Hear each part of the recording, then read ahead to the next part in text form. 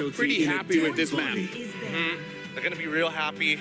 Hilda might be a little bit of an issue, but we'll see whether that's even going to get banned out. We're already gone to the second bans. Fanny, Leomord for the side of Cold Star. Zephyr already getting rid of the Grok. It's clear that in the Fandom War, Team Spirit will be losing both in stadium and online. Indonesian fans are rabid, but they can make up for it by calling the shots from blue. They see the Kalia is banned, so what's left out here? Team Spirit can still access their Farsa. They can still access the Eve and the Zushin. That seems to be a powerful trade both teams are looking at. Ooh, Uranus banned here for the side of TS.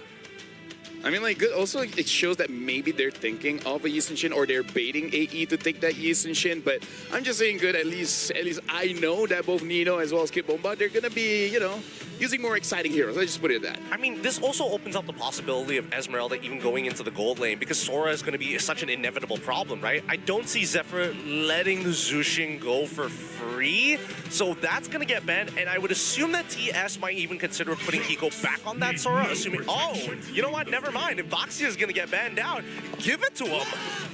It's pretty interesting considering that we don't see a lot of boxes coming in from one shot, so maybe it's just a throwaway ban.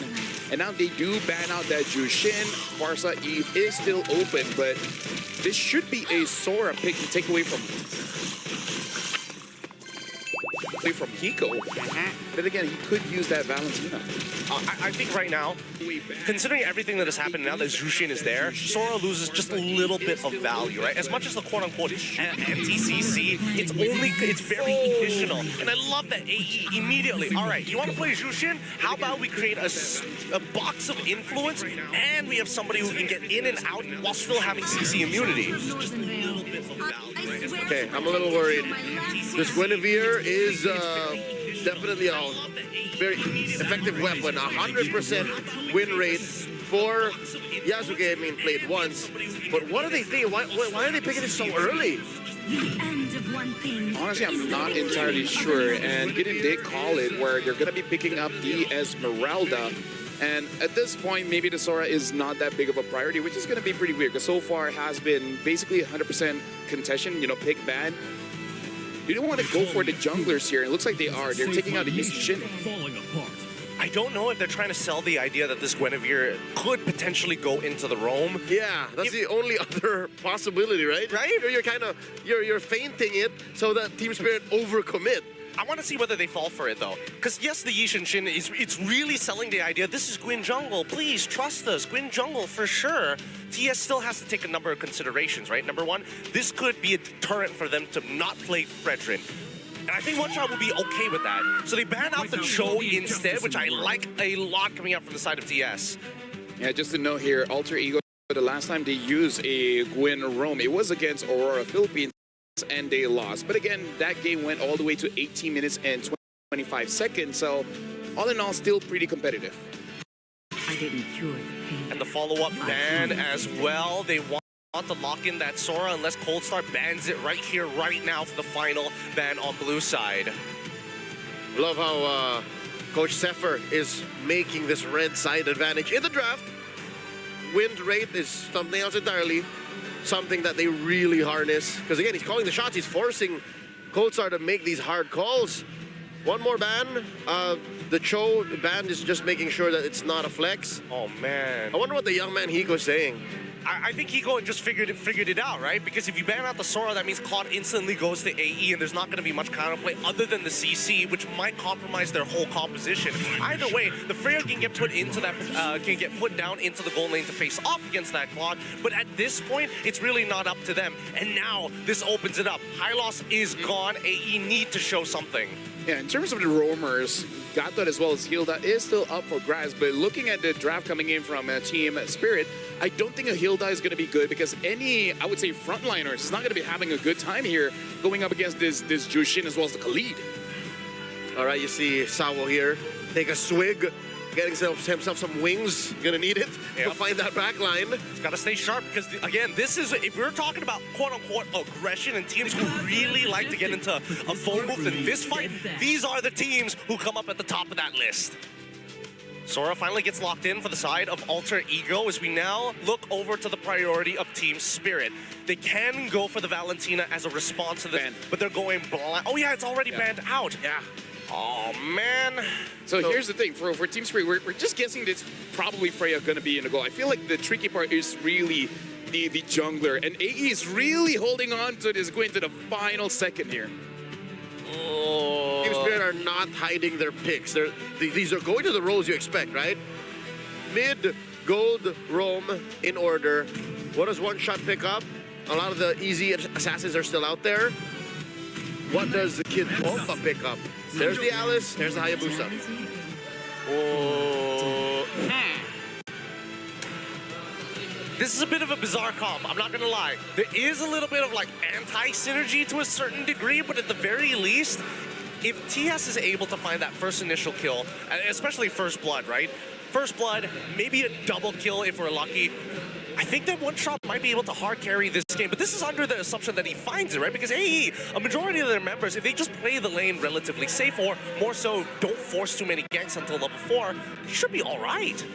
AE wins big fights. Spirit wins when it comes to little skirmishes. They like the man fight, is what we're trying to read into this. But we still don't know where the Guinevere is going. This could change everything.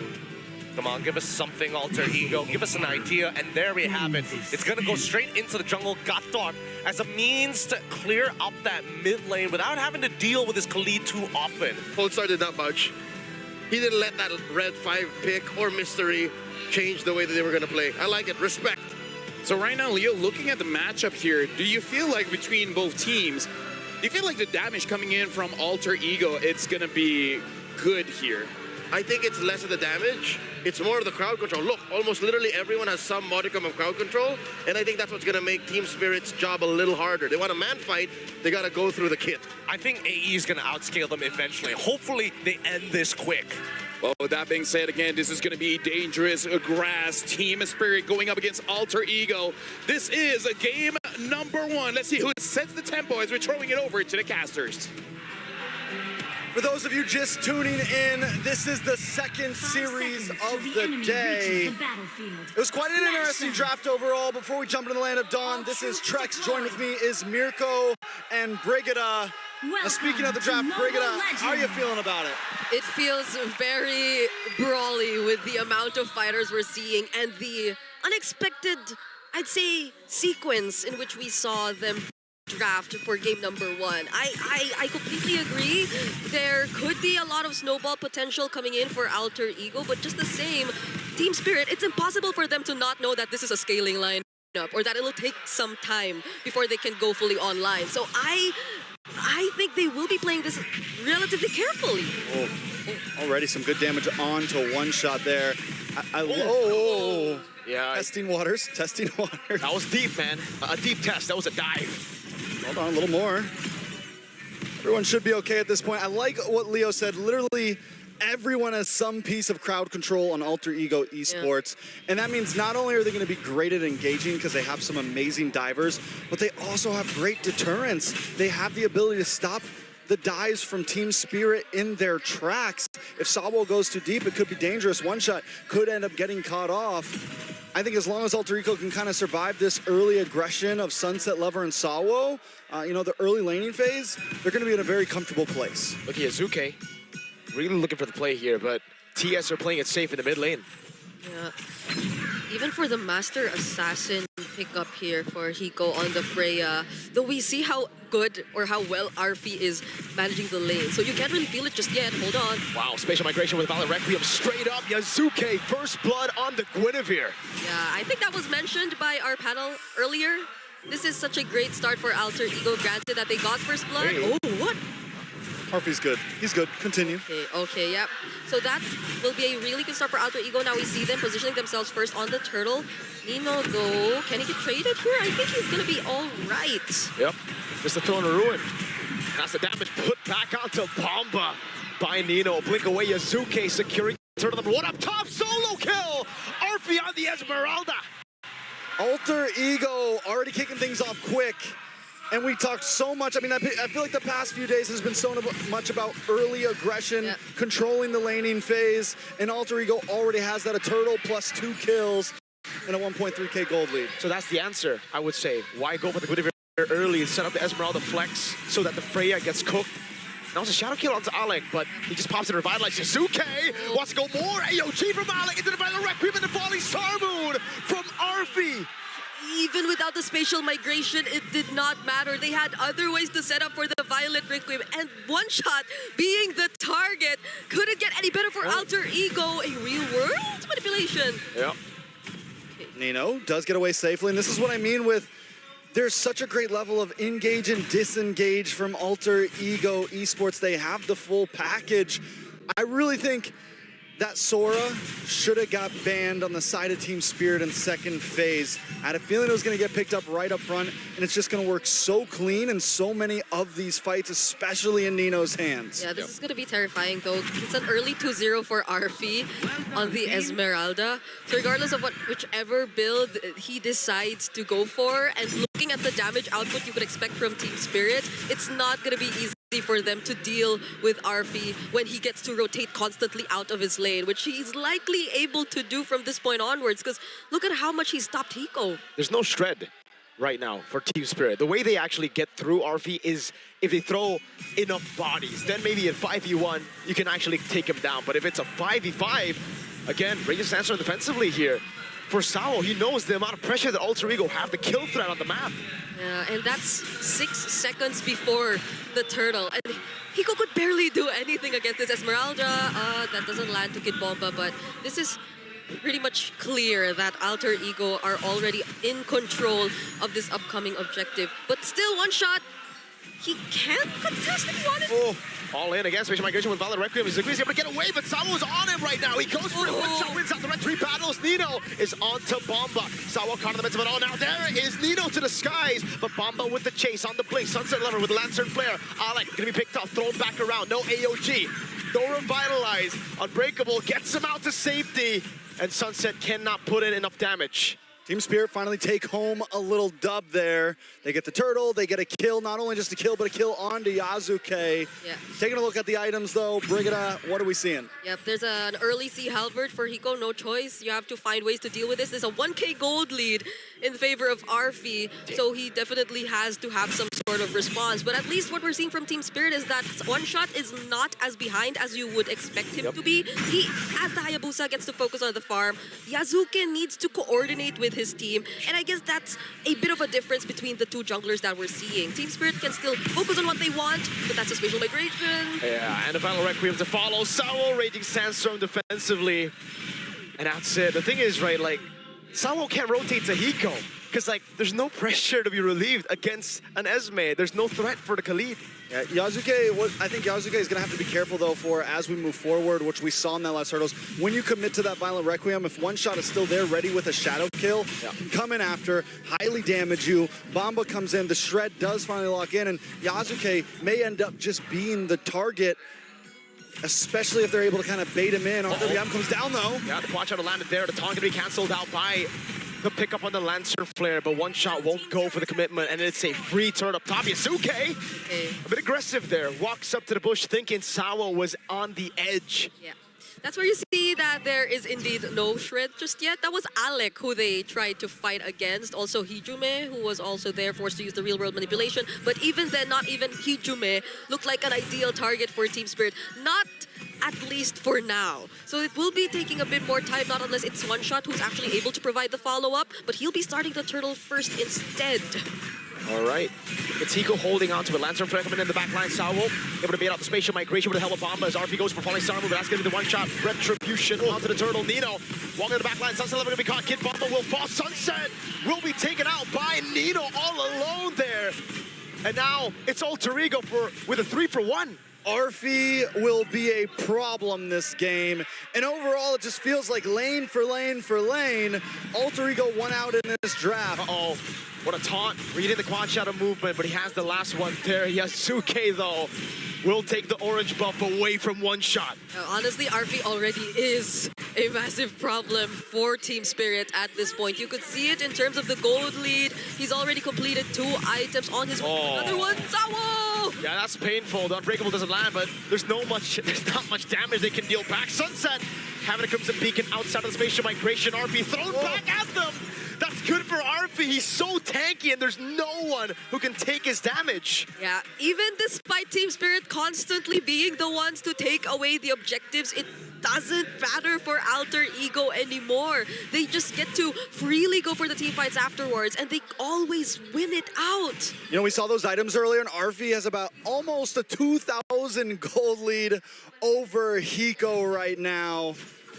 Finished Oracle, was moving into Dominance Ice. I mean, there literally is nothing that can hurt Arfi. And the problem is Hiko's supposed to kind of be that shred, right? You're supposed to be able to get your kind of fighter Trinity build in there and be able to bully through. And at a certain point, I don't know if that's ever really going to be able to pop off, because like Mirko said, there's nothing to really lock Arfi down for long enough. Finally, War Axe does come in, Sea Halberd, so no, not even going.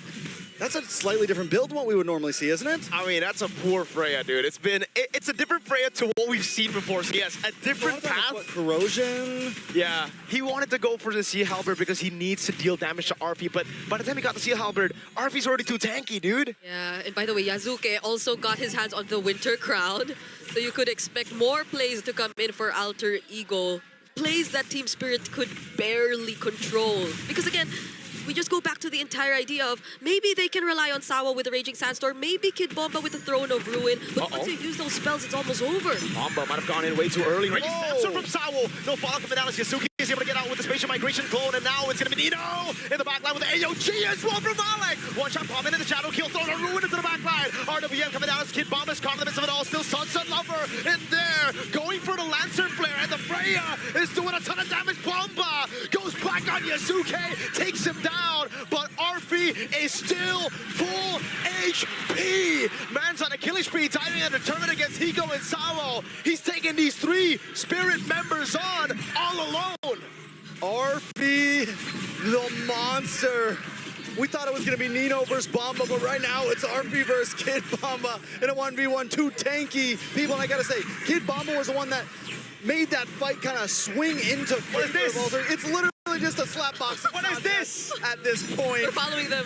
Oh, he gets help from Sawo. But yeah, I was supposed to say, Team Spirit, they too, in their own way, are actually a very tanky lineup. They have a very tanky duo in the form of Sawo and Kid Bomba, and I think that's what allowed them to prolong and extend that team fight, much to a point where Alter Ego couldn't really fight back anymore, because you see the conditions that they have to tick. You have to land at least your combos. You have to see the knockups come into play, or at least find the right target so that you could reduce some of the pressure from Team Spirit. But at that moment, I don't think they were able to find any. It was also a very aggressive call for Nino to just go lightning form and try to damage the people in the backline when in fact they were being really well protected. So they found no other way to counterattack. Oh no.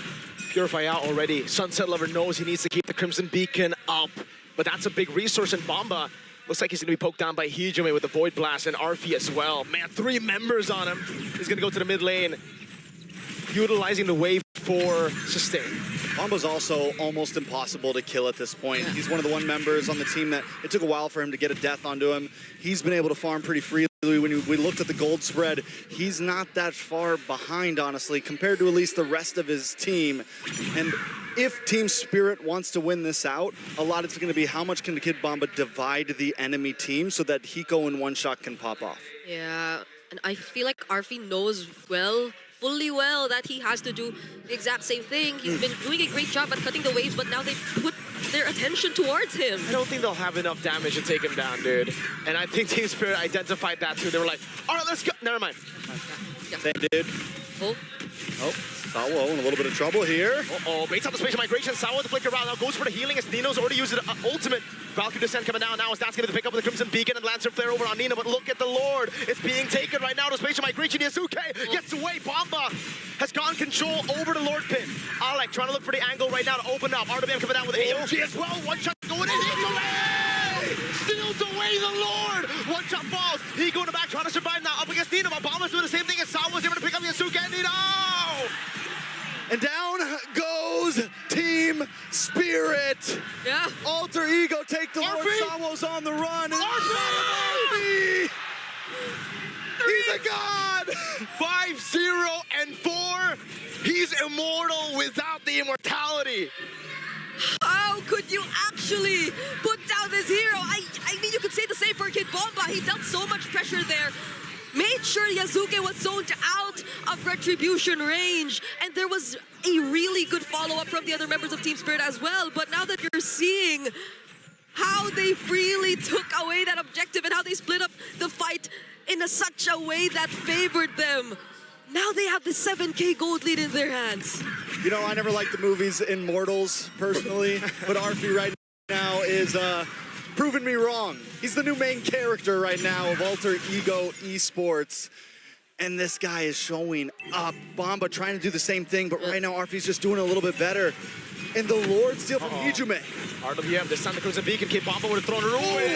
That's Yasuke with a spatial migration of Battle Record, but Alex gonna be taken very low. AOG, Lock and He go down, raging Sandstorm from Sawo. Bomba still in the middle, one shot able to get the shadow kill to take Yasuke down. It's still Nino throwing those bombs down, but now it's gonna be him picked up onto the turret, one shot, able to get a double as Bomba is still in there. This time with Hiko, falling star coming down, one shot with a shadow kill, gets a triple, gets out. That's Hiko taken out as well. Sunset Lover tries to get RP off of him, but he just can't stop moving. Meanwhile, Bomba! It's literally the Bomba Arfi show. Both of them taking out the other mid laners. At this point, it's can your teammate survive my backline attack or better? They're always the last two people left standing after a team fight. Well, at least in this scenario, there hasn't been much, or there hasn't been a wipeout whatsoever between these two teams just yet. It's been a 2-4-3 trade that's been happening, or that's happened so far. But everything still seems under control for Team Spirit, so long as they have Kid Bomba as the anchor of these extended team fights that Alter Ego themselves too seemingly are starting to have a difficulty to deal with. All right, so at this point, the Lord's gonna be up in about 30 seconds. Taking a look at the items.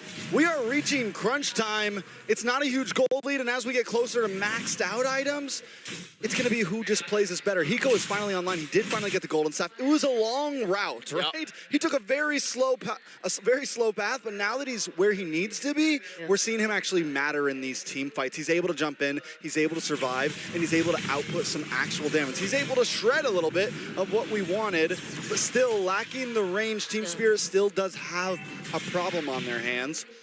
Hijume is able to use these big RWMs. They have some sort of long-range attacker. Team Spirit is going to have to just brute force their way through. Yep. RP2 also Ice Queen Wand. Now that's a bit of damage onto Kid Bomba. Yep, bit of damage onto Alec as well. Yasuki, spatial migration to Battle Requiem. Wait, that's forced. Shadow kill on him. Winter Crown coming down as well. Sawa is able to go for it, but thrown it away. Didn't go on to anyone. Yasuki is still able to escape, and that's Hiko! Kid Bomba to the back line on top of Nino and Alec as RP just tries to run away. He gets pulled back. Onto one shot, doing some damage. It's now Bomba holding it in. Yasuke, that was clearly a mistake from him. Why did he overcommit? Yep.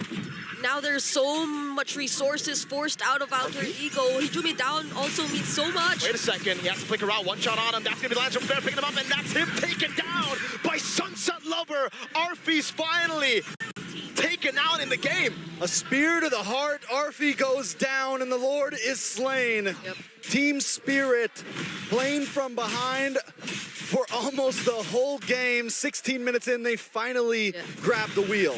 Team Spirit and what they were able to accomplish just now was something Alter Ego tried to do in their last siege, but failed. They tried to take out the mid laner before anything else. Hijume going down meant so much for Team Spirit. You saw Hiko could freely just jump in, dive the turrets, because he'd have an easy way out, knowing that all the other members of Team Spirit are being taken care of, or Alter Ego rather, are being taken care of. And this is all that they need.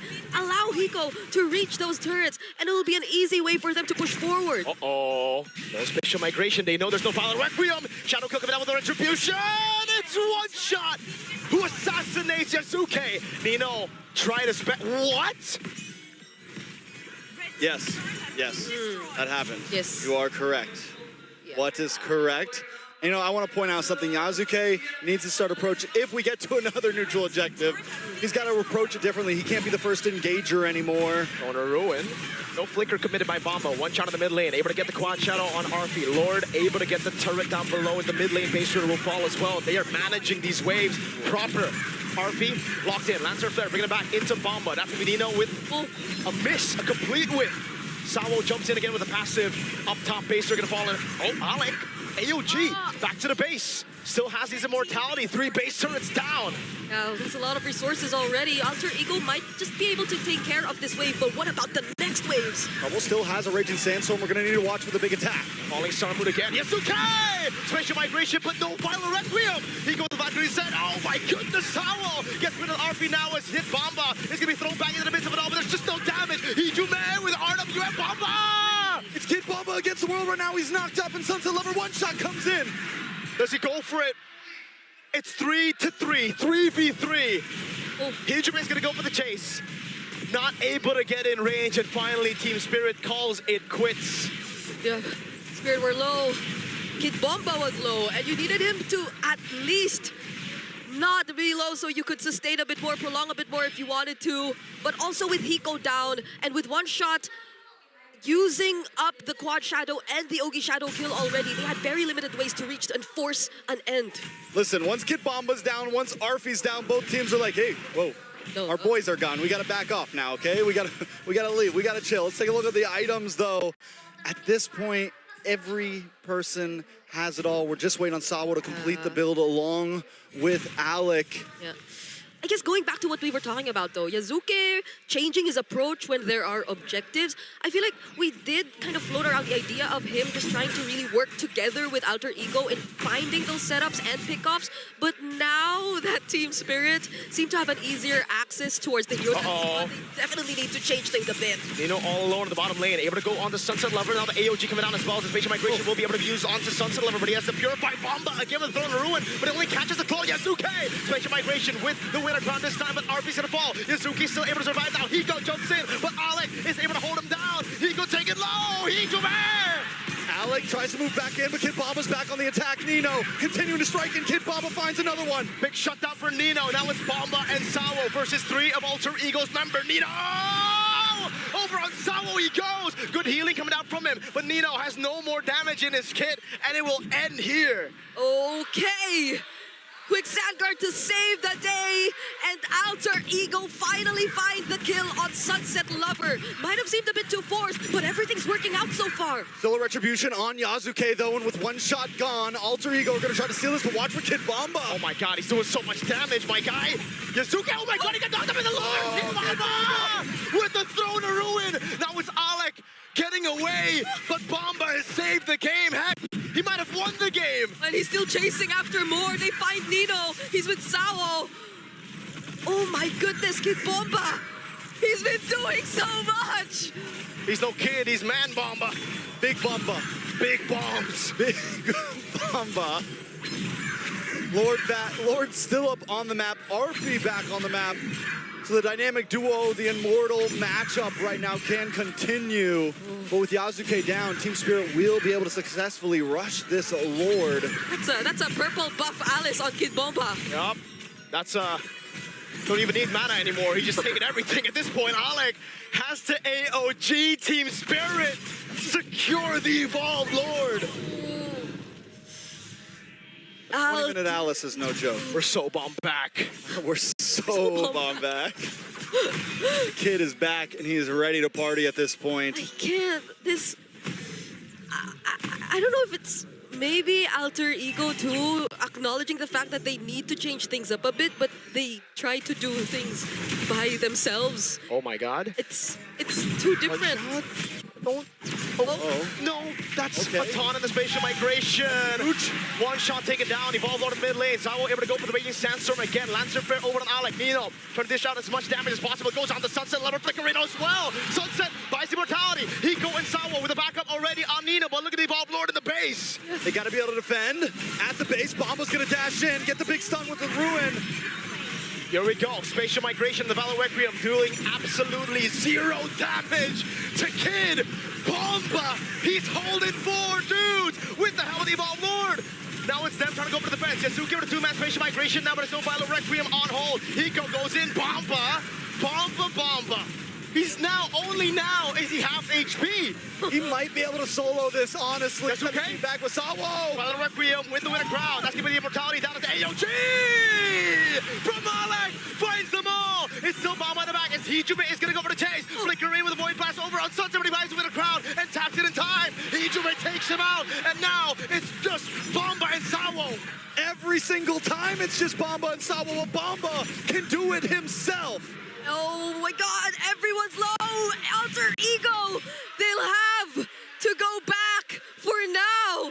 Kid Bomba, when he's full HP, you just cannot force the fights anymore! You know, yesterday I thought it was YG's fault that the game went 30 plus minutes. Let's be honest, it might just be a team spirit thing. We're at 23 minutes, and the fact that we have heroes like this on the map just means that they really love Mobile Legends. Dude, at this point, they're gonna MLBB.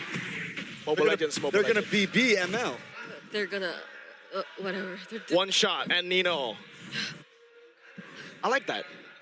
Bomba, Mobile Legends? Bomba, Mobile Legends. I like There's we're an Outcast so song somewhere in there. more. What? I like we're so bomb back more. Bombat? We're so Bombat. So bomb back. Yeah. He's so Bombad for Alter Ego. That's the problem right now. Are you down bad or bomb bad for Alter Ego? Bombad. A little bit of action in the mid. So Kid Bomba that taking wait, us where's slow. Kazuke go? Arfi. Oh, whoa. How are they melting Arfi down? All Bomba. Is it? They don't know where Yazuke is though. I wonder what the damage charge is looking right now. They fight! Oh my god. Zuke's in a really bad spot. Yeah, they Yeah. find him now. Yasuke, can he escape? He doesn't have the spatial migration. He pops in the Violet Requiem now with the winner crown. The AOG coming down, throwing a ruin from Bomba, and they kill the Sunset Lover. Hiko in the back with the Valkyrie descent.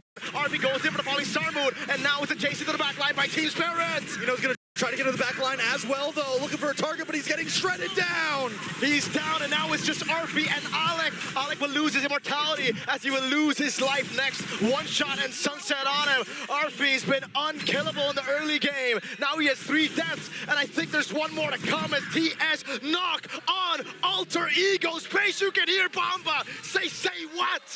Say what is right. Arfi's probably won't be able to pull a Bomba here. It's him versus the world. Crimson Beacon thrown back again. Now it's Arfi trying to hold on. The base wide open. Raging Sandstorm over to Arfi, but Hiko will go for the base, and Team Spirit takes game number 1. It takes a while, but eventually Team Spirit hold on long enough. With Kid Bomba at their front line, they're able to take game number 1, and that was only game number 1, Brigida. Such a great start already. Arfi on the Esmeralda. But once Hiko went online on the Freya, once they had decent ways to deal with the sustain, with the turrets, and again, could be partially a struggle of having an all-fighter lineup, or at least an Esmeralda in the gold lane. But Alter Ego, they found it so difficult to close things out, or maybe you could even say Team Spirit just made sure they weren't able to close things out. It was a hell of a game. I've never been so sweaty after a game, Mirko, bro. I just looked over you.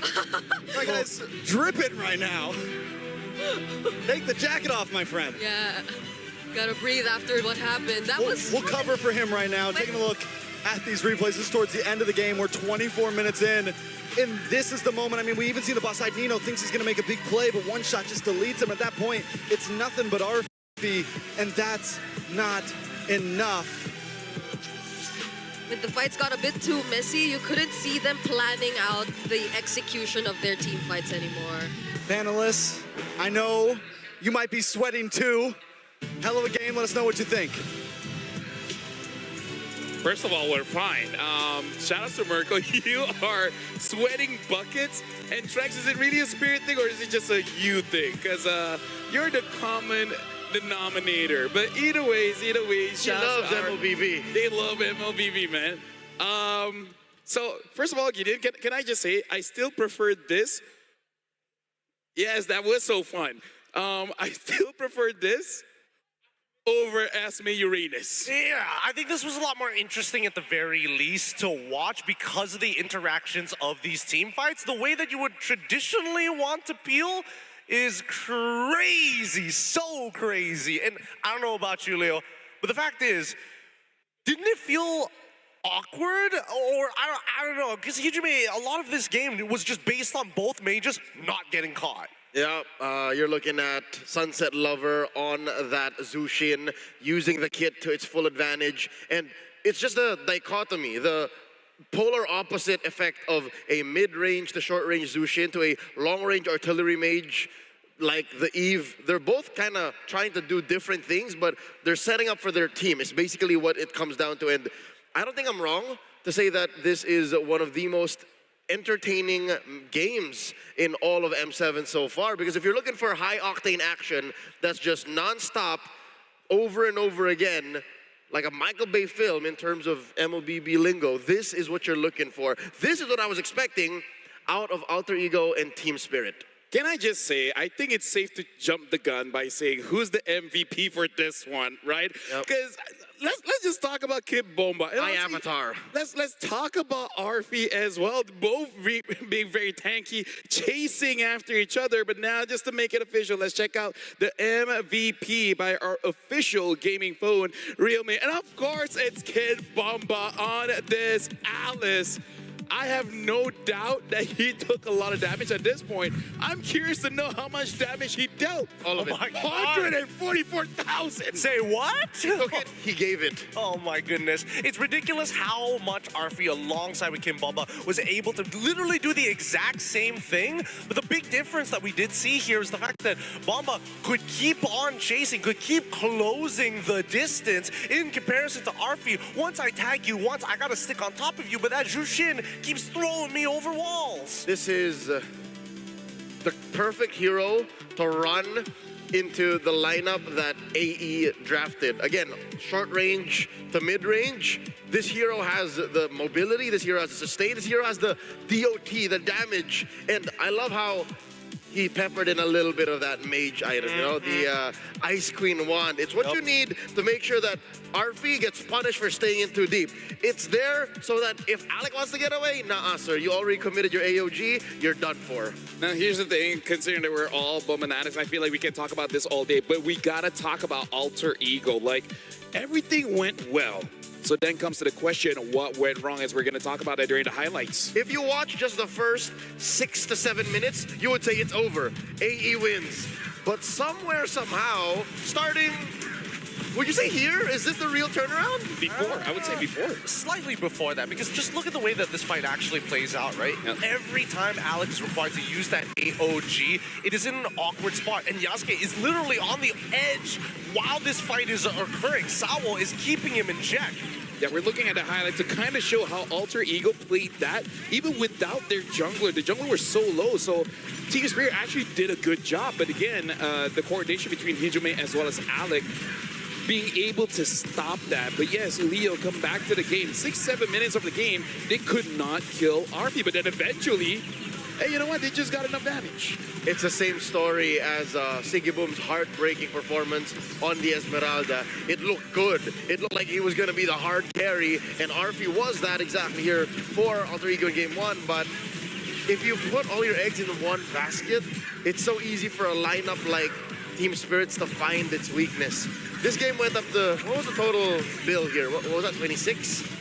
27 minutes? Around there, I didn't keep track, yeah. I think these fights last forever. Honestly, it's a lifetime, a generation. You can probably tell your kids about it, but by the time it ended, I'm guessing it was closer to 25, right? I mean, it's 24-45 here, so still within means. But at the same time, I will admit the AE, they kind of dropped the ball on this one. Yeah. Halfway through the mid-game when we were expecting to see the power spikes coming in from Arfi, who was doing a phenomenal job against Hiko. He was absolutely destroying him in this lane. The problem is that once Hiko gets to that power spike, he's got that full build. He can basically 1v5, assuming he doesn't get CC'd. And honestly, I kind of feel like Sunset Lover probably did a lot of damage as well. That's how we saw Arfi got chunked down with the Wishing Lantern, the Divine Glaive. And considering that now Jushin does a lot of damage, the more tankier you are, considering there's a lot of tanky heroes here, then, you know, it does make sense. We're going to be looking at the numbers here just to see the...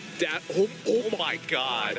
That's ridiculous. It's all Bomba. It's all Bomba. And then let's make the comparison. Look down at Arfi. He's not too far away, but the damage taken from Bomba is wild. And damage dealt.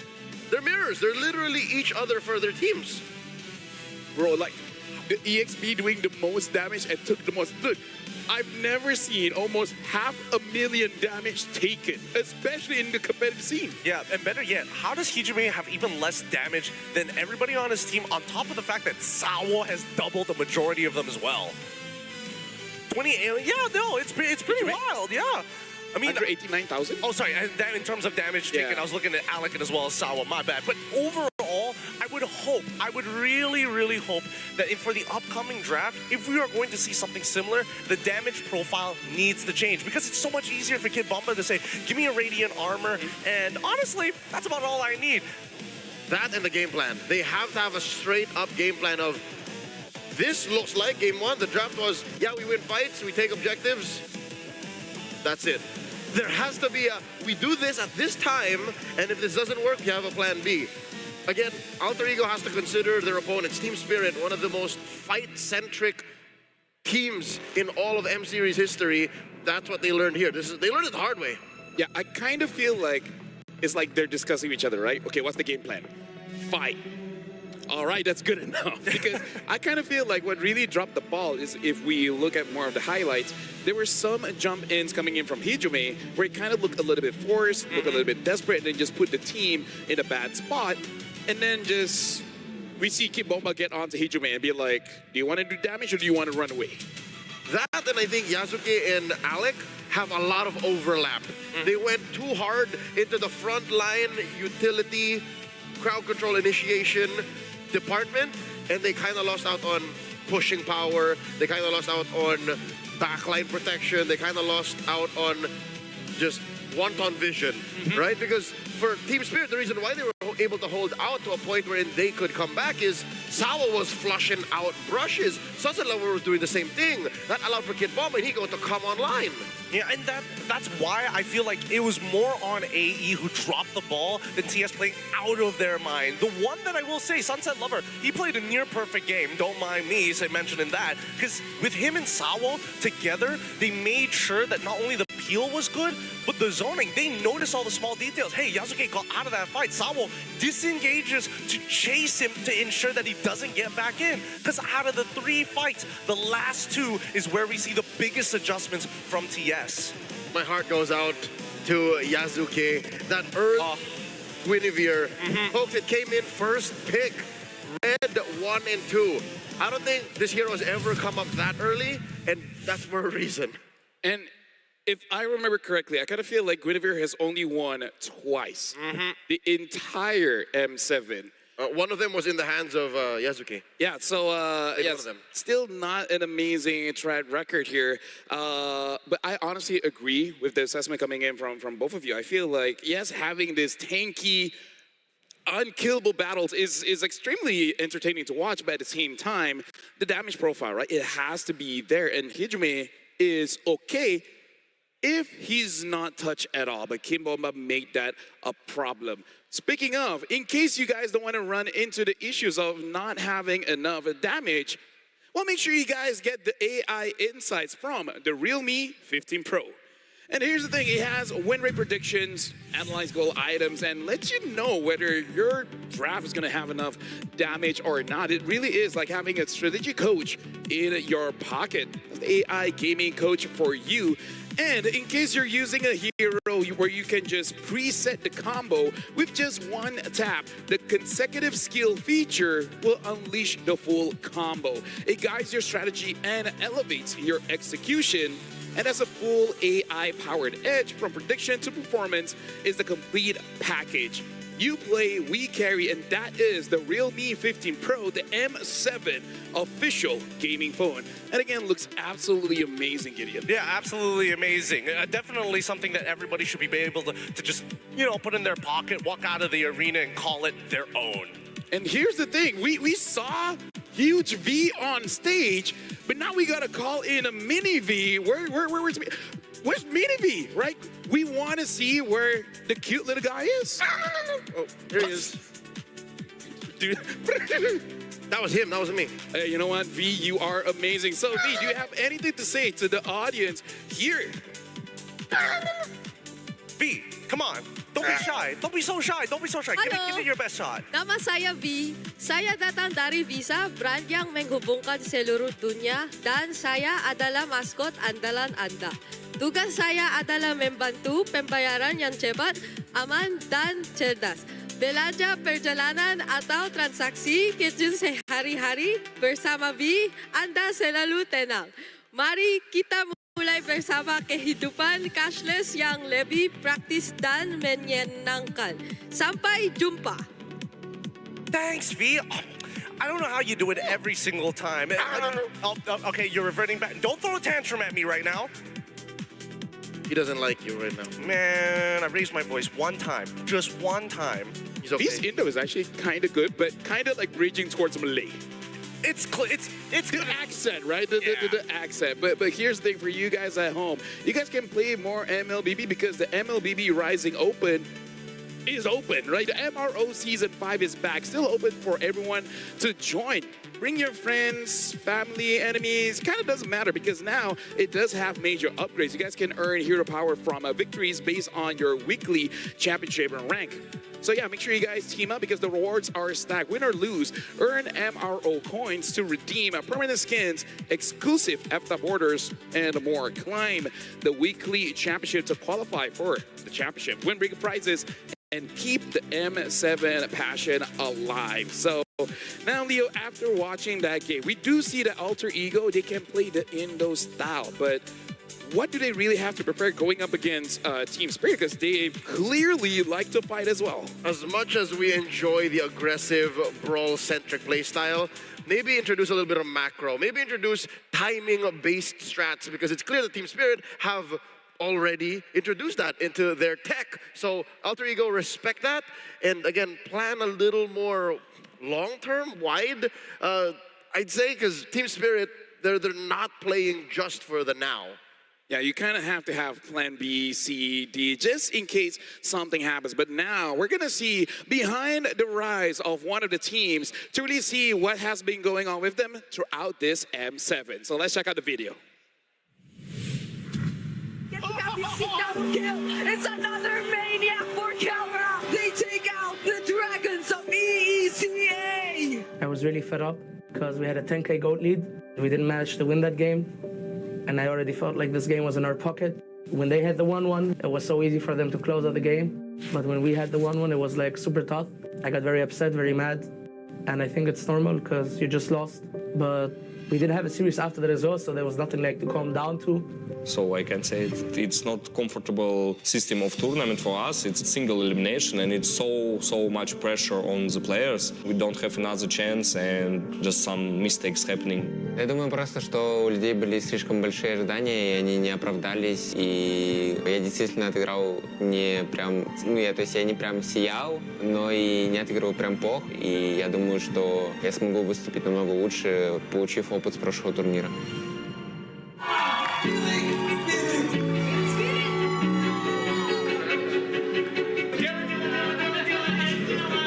For me, it's like that we improve every time when we come to an international tournament.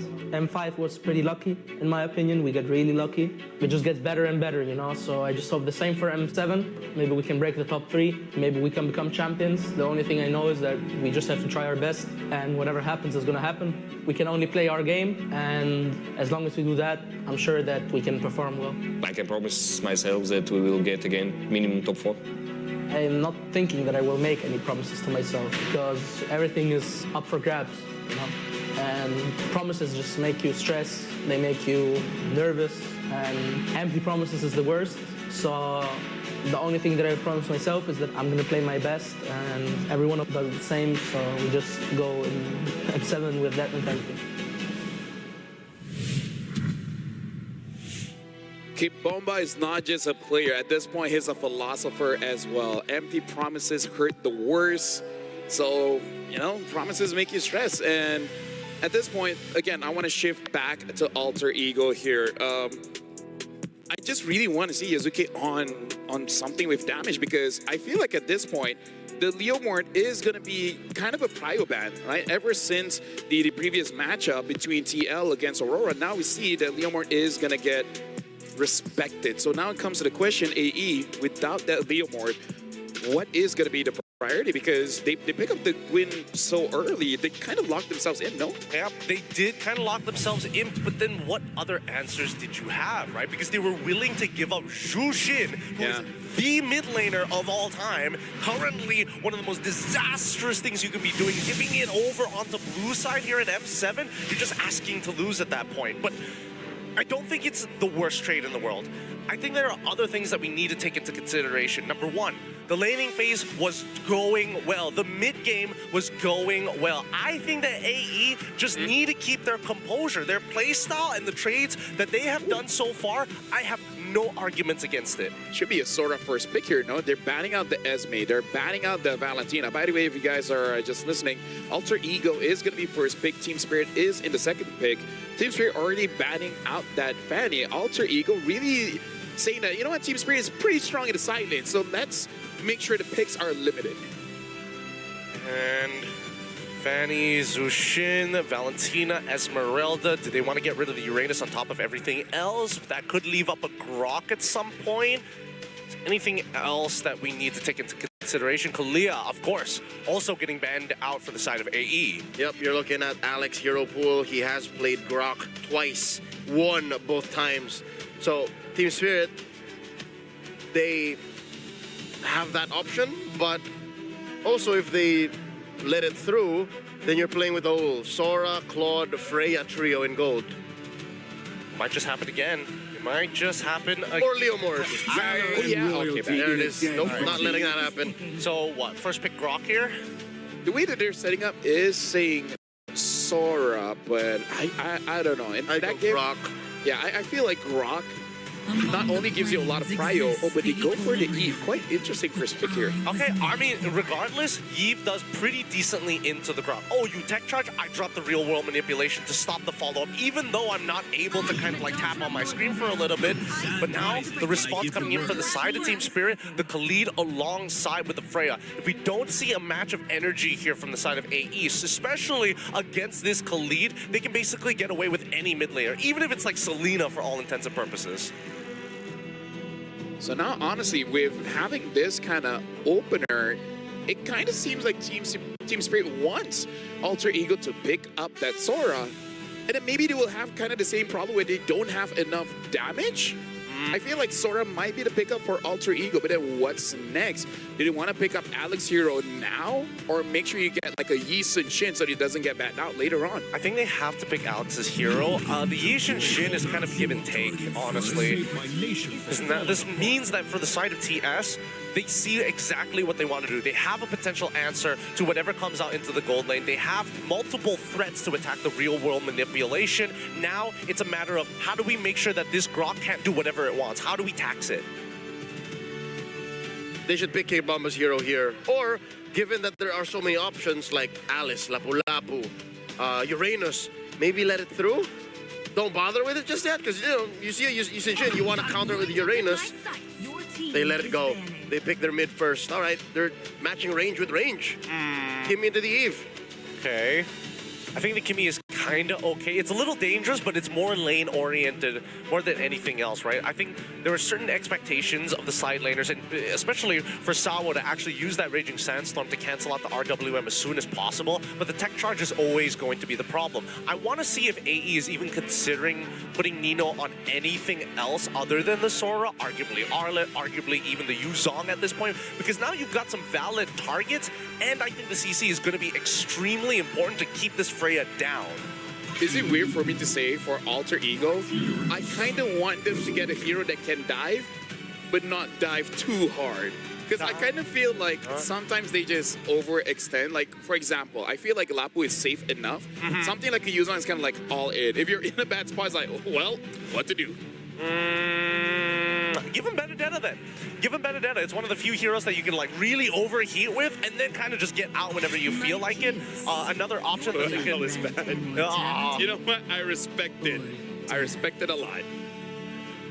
Is there the follow-up with... I mean, Esme is already gone, so that's all the fixed sandbags out of the way. Do they get rid of Sora at this point? If Team Spirit are ready for it, then maybe it's time to give Kid Bomba that Yu-Jong. Just, you know, put Alter Ego up against the wall and say, we're going to match point if you can't solve this. Actually, it's just Phobias. That's it, no? I think that Lapu's probably better in that in this particular situation. The anti-CC is really, really good against the tech charge, and more importantly, that way it opens up options for Freya to not necessarily participate in the fight, right? You can use Lapu as it means to show face first, ban out the Yuzong, lock in the Lapu. I like this. Desperately needs. It would be interesting if AE bans the Lapu and just be like, all right, let's see who has a deeper hero pool. I wouldn't do that against Kid Bomba. There's so many things left out there for him. Real quick, let me take a peek, take a gander. I choose my own. Yep. So you pick up the Lapu here, right? Yeah, Kid Bomba still has a glue. Valentina has been banned out. Steal Sora. Oh, yeah. Yeah, there are quite a few options here. There is the option of just taking your jungler now and then saving the last pick to potentially counter whatever Alter Ego wants to pick up. But they ban out the Arlet. I wonder what actually Nino wants, because if the Sora is open, I feel like they might just default to that. Come on, please. Give Nino, like, I don't know, Benedetta. That would be so sick. This is like the perfect situation where you might actually want it, but they're going to take the Sora. Okay, so now that he doesn't have Sora, come on. Come on, Nino. Give him the signature. Freya Kimi. CC Lapu Lapu. Yeah. Glue. CC Lapu, glue, or maybe...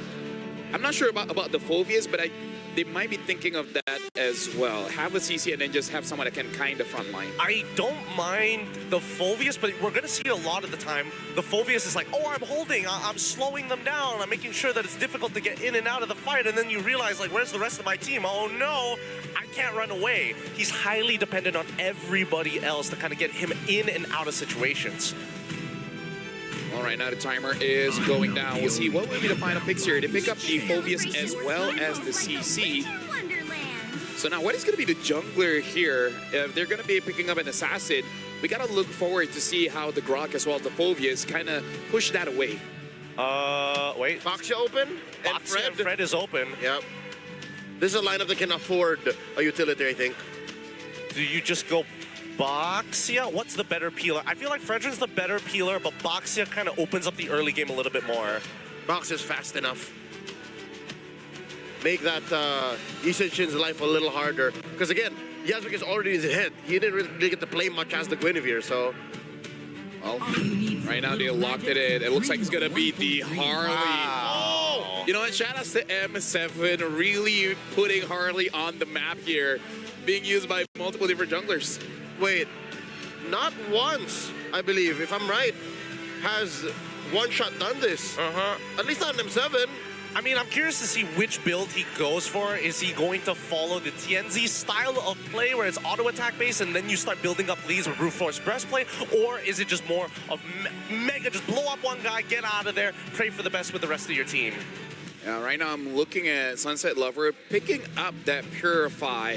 It's going to be dangerous, going to be able to cleanse the knockout. But either way, thank you very much, gentlemen. But now we're throwing it over to our casters for game number 2.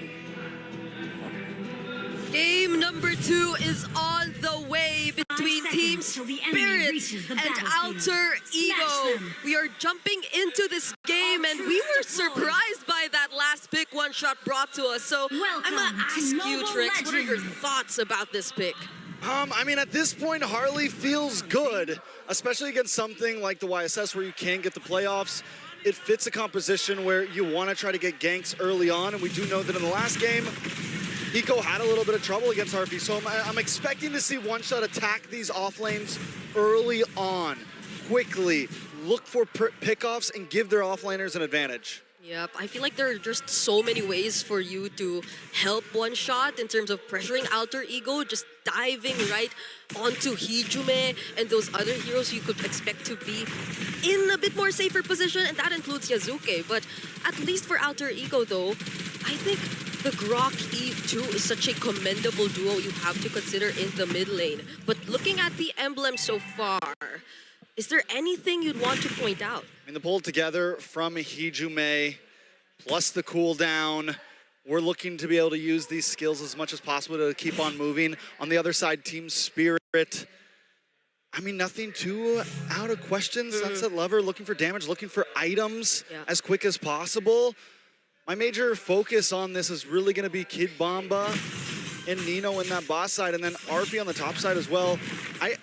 I think in the past we kind of questioned the CC up against the Freya, but I do think in laning phase, at least it doesn't get bullied exactly. It does lose on the rotation maybe a little bit, but at least it can hold its own against it because you can kite back. It's not going to be as good as the Esmeralda was, but hopefully, as long as we see Arfi do things like he's doing now, cutting the lane whenever Hiko does, he can get involved in the fights quickly. Yeah. Now that's a turtle that's gonna spawn. We see that Hiko will actually join the fight. Yeah, just gets a poke. Oh my god, down below. Magic trick coming down. Nino is going to get taken out. One shot's the one that gets first blood. Not a shocker over Sawo. Yazuki with the response instantly. Bomba goes straight onto Yazuki, who's still able to escape. Gets the killing spree as well, and Bomba flickers out.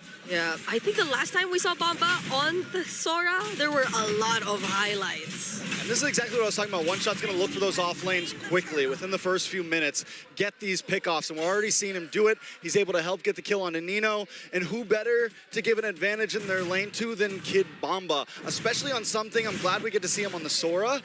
Instead of throwing it into the gold lane, we get to see Kid Bomba on something a little bit more aggressive. I'm excited to see how he ends up holding it.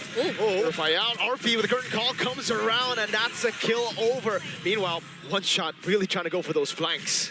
Yeah, it's Hijume who he got to target, but the damage doesn't seem to be enough just yet. And going back, I think Team Spirit have done such a great job at either shutting down Nino for the past 2 games. Game number 1, it felt as if whenever he went in with the Sora, there wasn't anything that came out much of it. And now that he's on a Phobius who died immediately even before first turtle, that's going to be a huge advantage for Team Spirit once again. So what, is Kid Bomba going into Oracle up front? We've seen a lot of different builds on the Sora. Yeah, he is. Looks like he's going to go into Oracle first. I mean, you could do like the Sanford hybrid build, the Oheb hybrid build, and a lot of teams have been, some teams have just been going full tank in the EXP lane with Kid Bomba. So I'm excited, is he going to take the aggressive route or the more bulky route? Yeah, I think he might take the more bulky route just because he has more carries this time around, right? One shot on the Harley as well as Sunset Lover, not on utility, on the carry pick, but the Kimmy pick, but Hiko. He's going for the normal build now, dude. Doesn't need to, you know, endure any more of that crazy laning phase. He's going for Corrosion side. Yeah, much better matchup now. Not much attention towards him just yet too. And also with the Vengeance, I feel like there's a lot more ways for him to just sustain the attempts that Alter Ego could potentially do overall. But now, there's 10 seconds before we see the next objective. And it seems that so far, at least they can rely on Sawo Patiko. Yep, just a trade here. Battle for the gold crab. And it's Hiko again who wins it. Gets the corrosion side too. And that's it. RP just picked up the War Axe. Should start, meaning he can actually start chunking a little bit, especially on some of the tankier heroes on the side of Team Spirit. I feel like many times we've kind of been iffy about the CC, but every time, if it gets to late game, CC can really pack a punch, especially against people like Kid Bomba, people like Sawo. So Alter Ego, even though they're not exactly pushing hard in this early game, there is potential. Both teams have some scaling opportunity when we go to the end. Remember, there's no vengeance on RP. He's able to cut away, pops in a sprint in time. Hiko doesn't have enough range to go on it. On a shot coming down. What? Bomba assassinating Yazuki. Now they fall under the RBM, but Sawo's able to heal up for such a long time. Sawo! Great recoveries. Alex still alive. Kid Bomba goes down, and look at those attempts.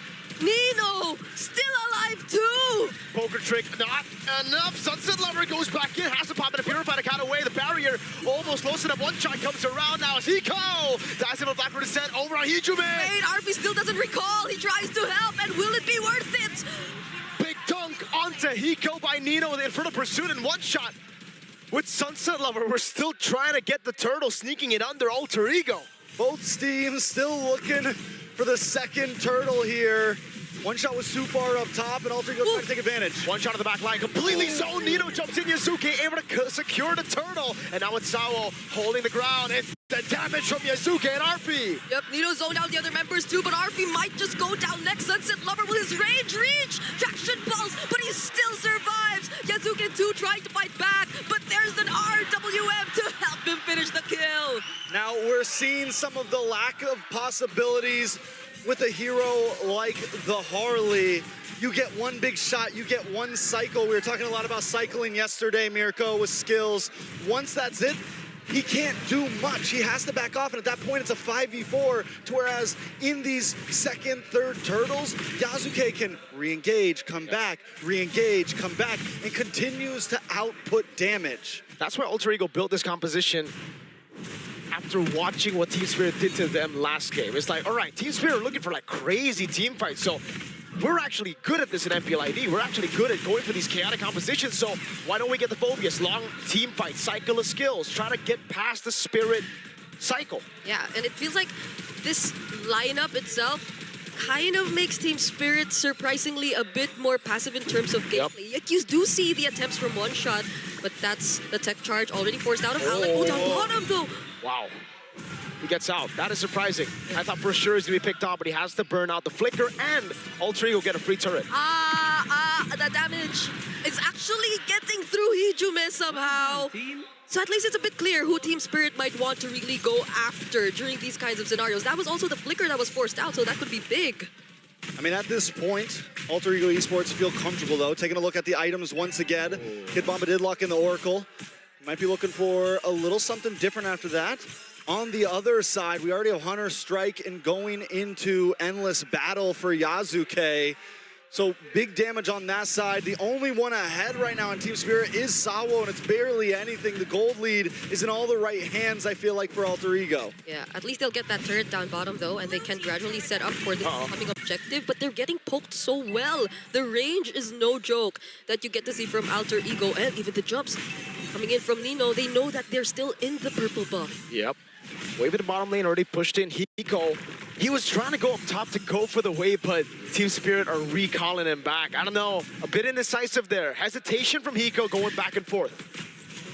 All right, so Team Spirit, how do they need to approach this? I think you take your time. Maybe you look for the pickoff with one shot. Hiko now making his way down, so they might be able to force something, but unless they can lock down Yasuke or Hijume, Alter Ego Esports gonna have a free time. On a shocker, that's gonna be the tectonic charge landing on the back line. One shot taken out of the equation. Now it's Bomba with a three-man knockup. Mount Shocker locks Ego down as he's able to pop in defendants and running away. Now Nino in for the pursuit constantly as Sawo, Raging Sandstorm's back. Murphy gonna go for it as Bomba is still able to survive. Bomba, he cannot survive. Sunset Lover surprisingly still alive though, but Sawo now on his fourth death in this game, not looking too good for Team Spirit, and Alter Ego takes the free Lord. Hiko, once he knew it was over, I'm hightailing it back up to the gold lane. Maybe I gotta push, maybe I gotta do something, but I am out of here, which I think overall was a good play. Team Spirit, even when they're losing, they know when to call it off. They're not exactly overcommitting.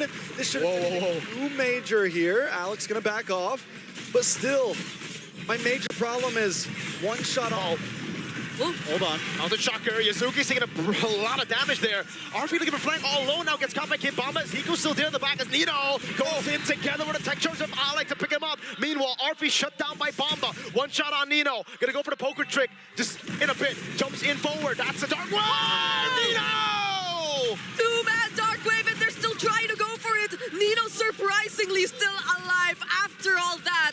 That's RP for Hiko. A one-for-one trade might, I mean, it's good for Team Spirit, especially with Lord big shutdown in. It will be quicker for Hiko to get to help defend than it will be for Alter Ego to get to push in, right? Alter Ego, in my mind, try to break through something in the mid. Try to find some sort of big play. Team Spirit 1v1 in a safe spot. Bomba goes to the skies. Yazuki says, all right. That's enough. That's hero enough. with a bit too much dashes. Yes, that's enough. And Team Spirit will get to take care quickly of this Lord, not sacrificing too much of their outer turrets, but still you could feel the damage already coming in. Alter Ego. Oh, Nino. So so brave with all those flickered dark waves. Yep. He loves that, man. And in Indo, at least in Season 16, when it was still the Phobius meta, he had the most picks on Phobius. But So that's it's a signature. thing, yeah. Oh, RP, what? Oh. He's taking a whole deadly magic. Oh my god, he survives for a bit, but Pamba takes him down. Now gets caught with a final shot, but Hiko's jumping in as well. Orange buff taken by Hiko. Now it's Alec looking for the play. Has a tech charge. Dark Wave landing on Hiko. They can't find the barrier just yet. And that's the tech charge from Alec. and now Nino jumping in onto the backlines to Sawa with the flicker raging sandstorm catches two. Alec with a flicker out still survives, but under the turret, Sawa does not. And Alter Ego are forced back. Team Spirit. They defend with the help of the Holy Shield. Yeah, but I wonder what the call was for Arfi at that moment. He went 1v1. Just got nuked. One shot. So at this point, but Alter Ego still hold. I mean, it wasn't the type of turnaround where Team Spirit now equalizes the gold. Alter Ego still holding strong. But it's deja vu, Trex. Like, the same thing is happening. Yes, the lead isn't changing by much, but Team Spirit are delaying to get to the item power spikes. Yeah. The third item just gets in for Hiko. Is that the one that mattered? He can finally start playing. A lot of this is going to come down to how one shot. I've been talking about one shot the whole time on this Harley, and I really want to keep honing it in. It's going to be about how he approaches these Lord fights. Yeah. The timing. Divine Glaive, there you go. Divine Glaive finally does come in, but he needs to pick and choose on timing, because if he comes in like he's a YSS too early on, then they blow their chance at the retribution, right? One shot. But he might find someone here. He was able to almost kill Arfi. Magic and a poker trick now. The hat trick coming down. Nope. He jumps away from the curtain call. I got one shot. Gonna be there. Nino goes for the trade. Sawo now caught in the dark wave. Up top, what happened? Ego just fell. Meanwhile, in for the pursuit from Nino. Egypt gonna go for the chase as well as Nino tries his best to get closer. Bomba jumps onto the brick wall. That's the brick wall. That's Grok. Yeah. Alec is the brick wall. It's a 1-4-2 though. Built like a brick wall. Alter Ego definitely have the upper hand here.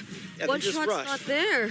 They have to just rush the Lord here. No retribution for one shot, and they have enough of a brick wall to stop Team Spirit from trying to come in. Another Lord marching down. This time they need to take the approach a little bit differently.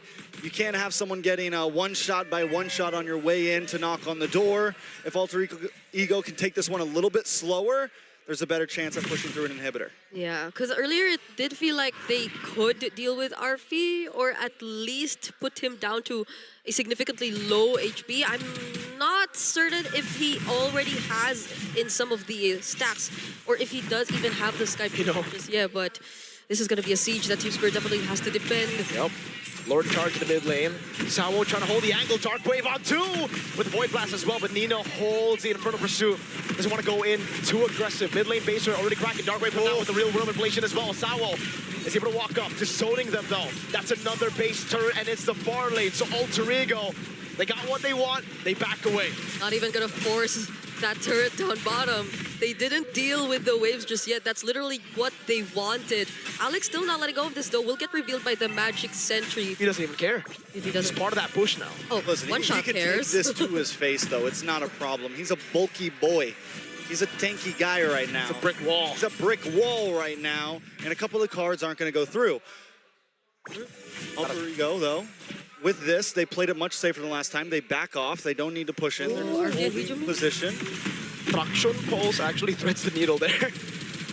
Okay, such a close call. It seems like they still actually might want this turret down bottom though. Yeah, they really do. Ego has to use it defensively. The Valkyrie descent, but Alec! Oh no, he goes for the tech charge, way too aggressive. Ego!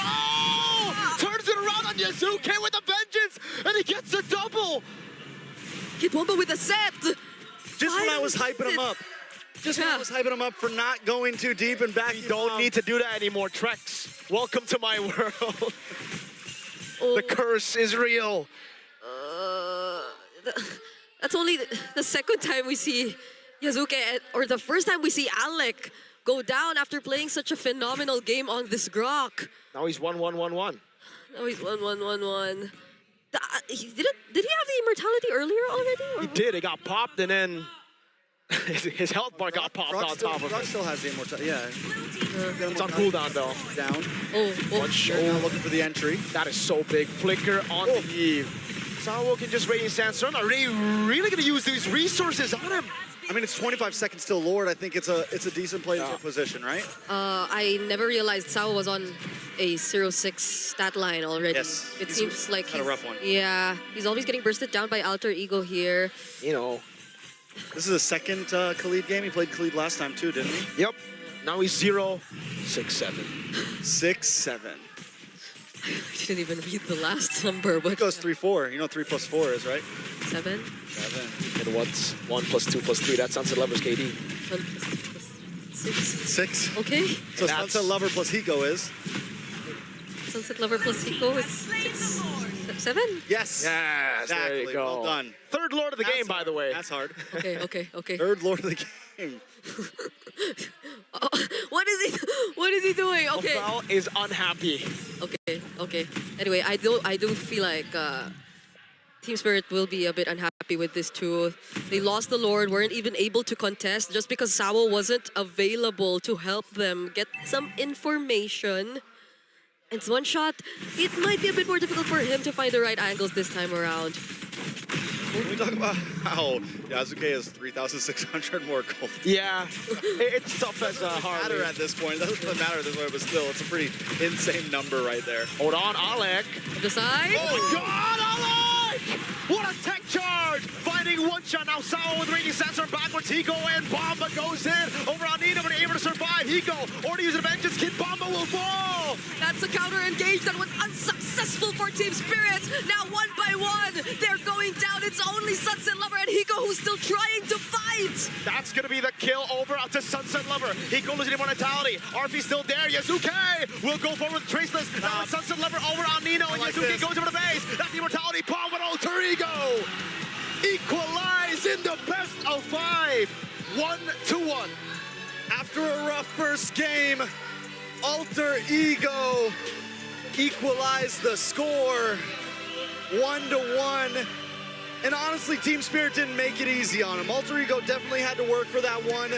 They made less mistakes than last time, and because of that, they were able to close this game out in a very clean fashion. Per usual, it looks like we could be going the long haul, guys. Yeah, I am pretty sure we are not gonna go home early today. And I'm also pretty sure that one death that the Grok had was immediately taken back after that game-ending play he did towards One Shot. They need not worry about One Shot anymore during that moment because he was the first to go down and everything else followed for Alter Ego. It was, I can't even recall if the Lord was already there by then, but that's a lot to talk about, so we'll be taking a quick look at the highlights first, so yeah. The tech charge does come in as Lord is marching in, so they kill One Shot at the perfect time, essentially. A beautiful conceal play up into the top. And we're seeing that even with Kid Bomba trying to get these big plays, trying to suspend them, like delay the attack as much as possible, just wasn't enough. At this last moment, I was a little worried, I'm not gonna lie. Yeah. Alter Ego put it all in, like, listen, we're ending this here, we're all dying no matter what. I heard what you were saying, not like this. All on the line, bro. All on the line. So I think we need to hear what our panelists have to say about this game. First of all, I was in case you guys aren't convinced that the panel and casters were not good at numbers, just watch back them counting that KDA. I was like, bro, how did we even get to those numbers? Yeah. It is what is it, but we're talking about this game here, and this time Alter Ego, not gonna lie, there were some moments where we're like, wait, are they gonna give the game back over to Team Spirit? But no, they were able to control their composure, control the map again, and then finally ending it more concisely. Yeah, they had to lock in. I'm not gonna lie. A lot of moments there. Really, really scrappy, really, really messy. Sometimes with no direction whatsoever. But then you notice that there is a specific sequence that needed to happen. And I think that Team Spirit figured it out towards the end there, but it was just too late, especially when the tech charge connected against One Shot. Yeah, their margin for error was so small, much smaller than that of Alter Egos. Given that AE, they had so many ways to actually start a fight. Tech charge from Alec. You could also start with a rogue real-world manipulation, you know, compromise Team Spirit's entrance. And then you can also just start with random pokes from the Phoveus and the CC. These deadly side lanes are not to be trifled with. Team Spirit knows this. That's why Sunset Lover would often try and help set up a kill with the help of one shot. And really, that's all Team Spirit had, one shot. Because Hiko, yes, was rocking a vengeance, knowing that he would end up fighting a lot in the front line. Just did not take off. Yes, he built his, fourth, fifth item. He got there, ladies and gentlemen. He got there. It's just everything had to fall in line and in place for Team Spirit. And they would only do that if Alter Ego just stood there to take it. Yeah, and I feel like we talked about the damage profile earlier from the previous match, because the front line from Alter Ego really has to be talked about here. It's not just the Grok, right? The Grok with the Phobias, it just made it so that there's real no threat going against the backline of Alter Ego unless they themselves just move forward and be exposed towards that threat. But that's the thing, right? I'm pretty sure we're going to see in the highlights like the perfect example of why this particular comp was designed, right? This Phobius is so good because it feels like you're walking through mud. But the mini stunts, like the knockbacks, the dark wave, there's so many things on top of the fact that I think that AE is really good at not only just juggling towers, but in team fights, chaining their CC. It's near perfect every single time. Yeah, right now we're gonna look at the MVP of that game. And again, I gotta say, Alter Ego, if they go for a draft where you do want to fight, but make sure that it's simple enough to execute, it looks a lot better. Alec is the MVP by Real Me here, 1, 2, and 15. And again, you just take the shots from Hard to be like, yeah, I'm a rock, you give cards, I don't care. Take it, I'll take it. Even when he fell, that weird one death he had mid-game, I think that was worth it. He ate a lot from Team Spirit at a time where Team Spirit could not afford to throw out that many just for the singular roamer of Alter Ego. One more thing to consider is the fact that his Rampart compromises so much. You're looking at Sawo's, Khalid Sawo. Or Sawo's Khalid, I was gonna say it right all along. You're looking at that Khalid, which is one of the main sources of vision for Team Spirit. It's made all the more harder for him to just go around, use his Sandwalker by a single skill. So consider that, with one hero, he does so much on the offense and the defense. Yeah, it's so much and more so. How many times does Sawa actually have to use the Raging Sandstorm to get out? Like moments like this, right? And I'm pretty sure we're going to see a couple more as Yasuke generally is able to kind of walk around the entirety of the team. As smaller mistakes occur, I would have wished at the very least we saw that one shot was able to kind of diverge from the path. I feel like AE, they had super good reads on where he was on the map with minimal information and at almost zero cost. Looking back at the draft here, it's amazing to see that they have a lot of ways to engage, but more importantly, they also have ways to disengage, because we can see how if a fight actually breaks through, it really is on Nino as well as Arfi to kind of make sure that they don't go away, right? So start out a fight, fine. Alec, Hijime, try to start something. And then when someone actually engages, Nino is there to be like, yeah, try to move, I'm just gonna keep on knocking you up. And I like Arfi's select choice of sprint on the CC. It's so good. There's no one to stop you from running through. Just run. The difference between the faster cooldown of the sprint and the flicker made a world of difference to end this game much, much quicker, denying Team Spirit that inevitable comeback. So ending it at 17:34, definitely a lesson, because last game ended about 8 minutes more at 24:45. AE said, no, never again. Honestly, like looking at this game, just slightly worried about one shot on this Harley. Like really not performing all that well. And I feel like with the build that one shot had, basically almost full build and still not able to deal a lot of damage over to Alec, this really seems like a hero where unless you get the right target, you're kind of not doing much. Yeah. I think the draft also kind of influences this. I'm trying to look for the first time we saw a successful Harley. I'm pretty sure the damage was more burst. Sunset Lover could not deal enough magic damage to complement and make that deadly magic actually deadly. Yeah, and that's the thing, right? The way that AE was playing, a lot of their fights were full-on team fights, and moments where you see members who were targeted by the deadly magic, the body blocks were coming in from not only Nino, people like Yasuke would get involved, people like Hijime would get involved in these small moments, even sometimes when they are the targets. Arfi, this is why, and exactly like you mentioned, the sprint is useful. Okay, so in hindsight, it was slightly more DOT than burst, but it's definitely easier to use DOT. This is the Kimmy. The Eve was the debut combo in mid by Aurora Gaming. So it's easier to swipe away and to deal damage with the Void Blast and the Void Crystals than it is to get an actual bead on your opponents with a gimme. So my point stands. I think it was really, really hard for One Shot to get the full potential of this hero.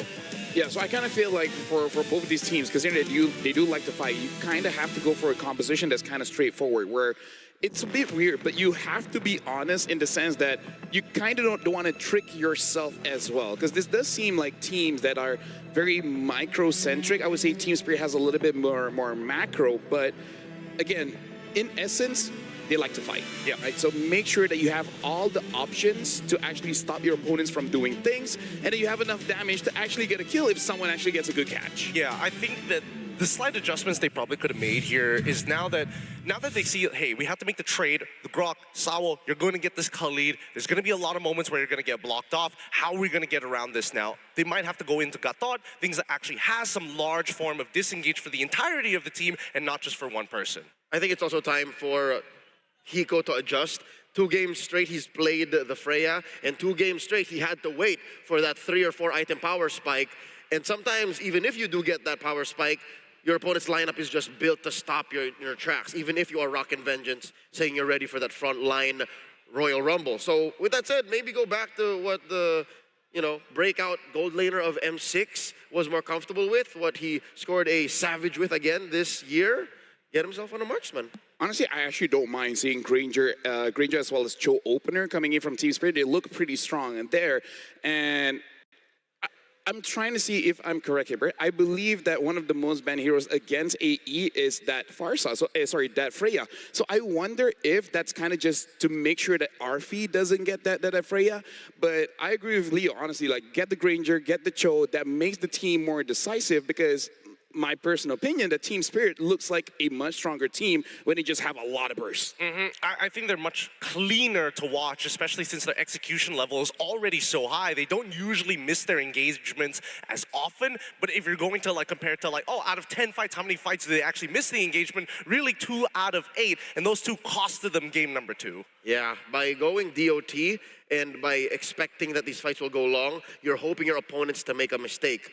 Team Spirit, we know that you are veterans. We know that you have all of the experience on that half of the world as a monopoly. But here on the world stage, you want to gun for higher than top 4. Sawa said himself, you know that the teams that you'll fight know better than that. So you learn now, 2 games in, that you can't do that to Alter Ego. You did it once, but not in game 2, not moving forward. Yeah, and Alter Ego as well is looking pretty solid. So I kind of want to go back to what our casters talked about earlier, where Brick feels like between both teams, the evolution of Team Spirit should be more steep, right? They should be able to learn Alter Ego just a little bit faster. Now, here's the thing. The teams just now showed us an amazing battle for Game 1 and Game 2. It did go a little bit longer. So I believe we need a palate cleanser for a while before we even really jump into the game, because legit looking at both this team fight, it really is all about that draft. But for now, we're throwing it over down there where Rose is with a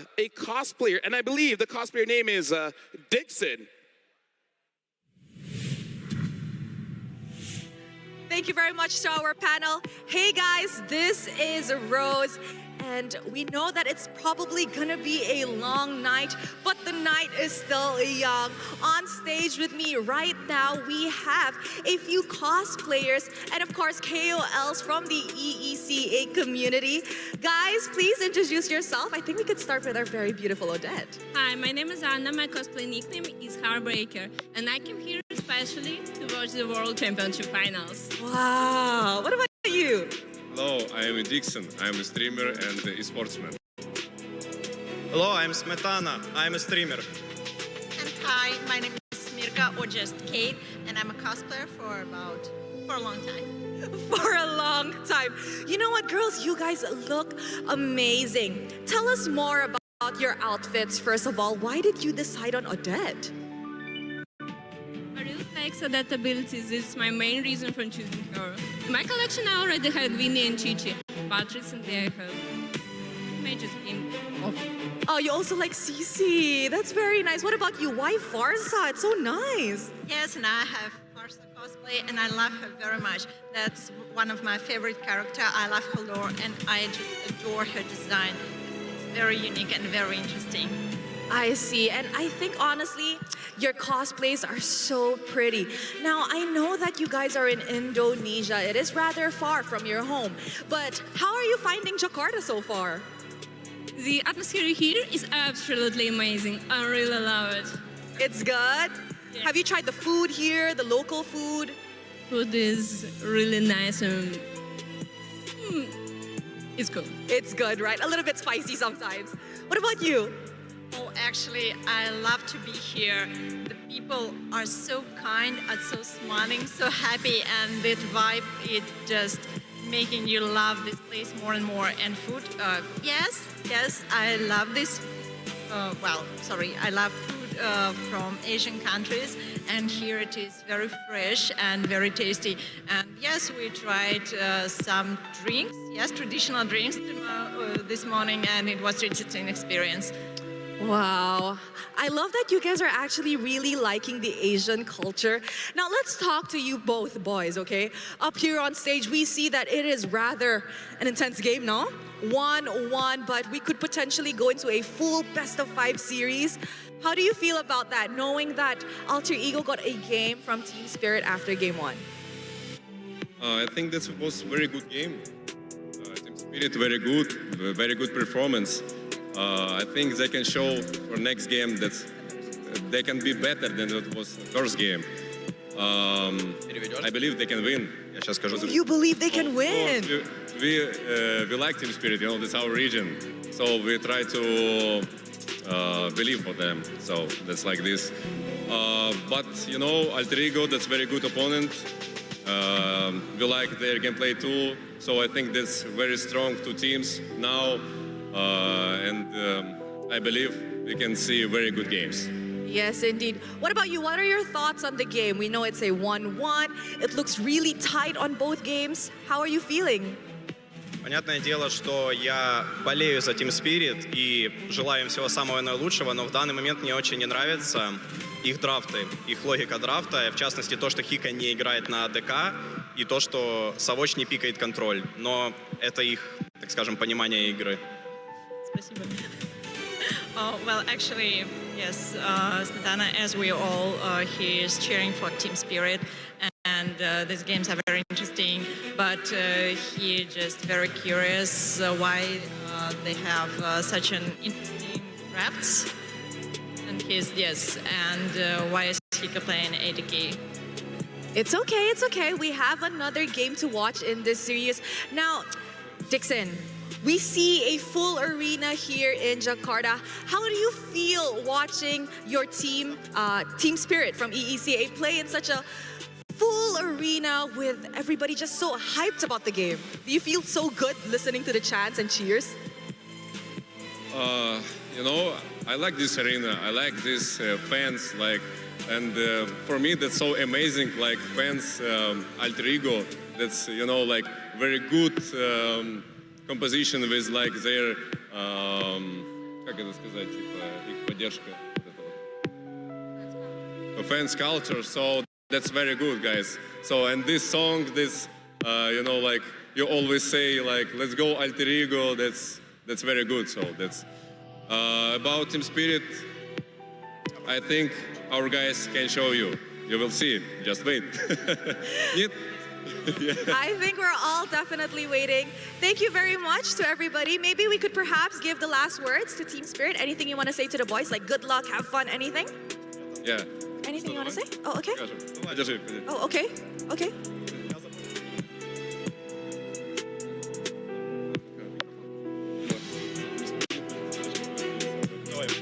Team Spirit, наши звездочки, вперед к небесам! Next! Oh, nice one, boys. Thank you very much. And good luck to both the teams as we head into Game 3 of this this best of 5 series. With that, throwing it back to the panel.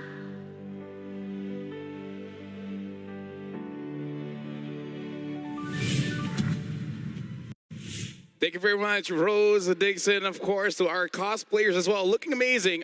By the way, you guys check out the chat, right? So fill us in, we haven't checked it out. So Shout out to the caster. They're really helping us out here on panel. But yeah, 1-1 right now. The previous match was 3-1.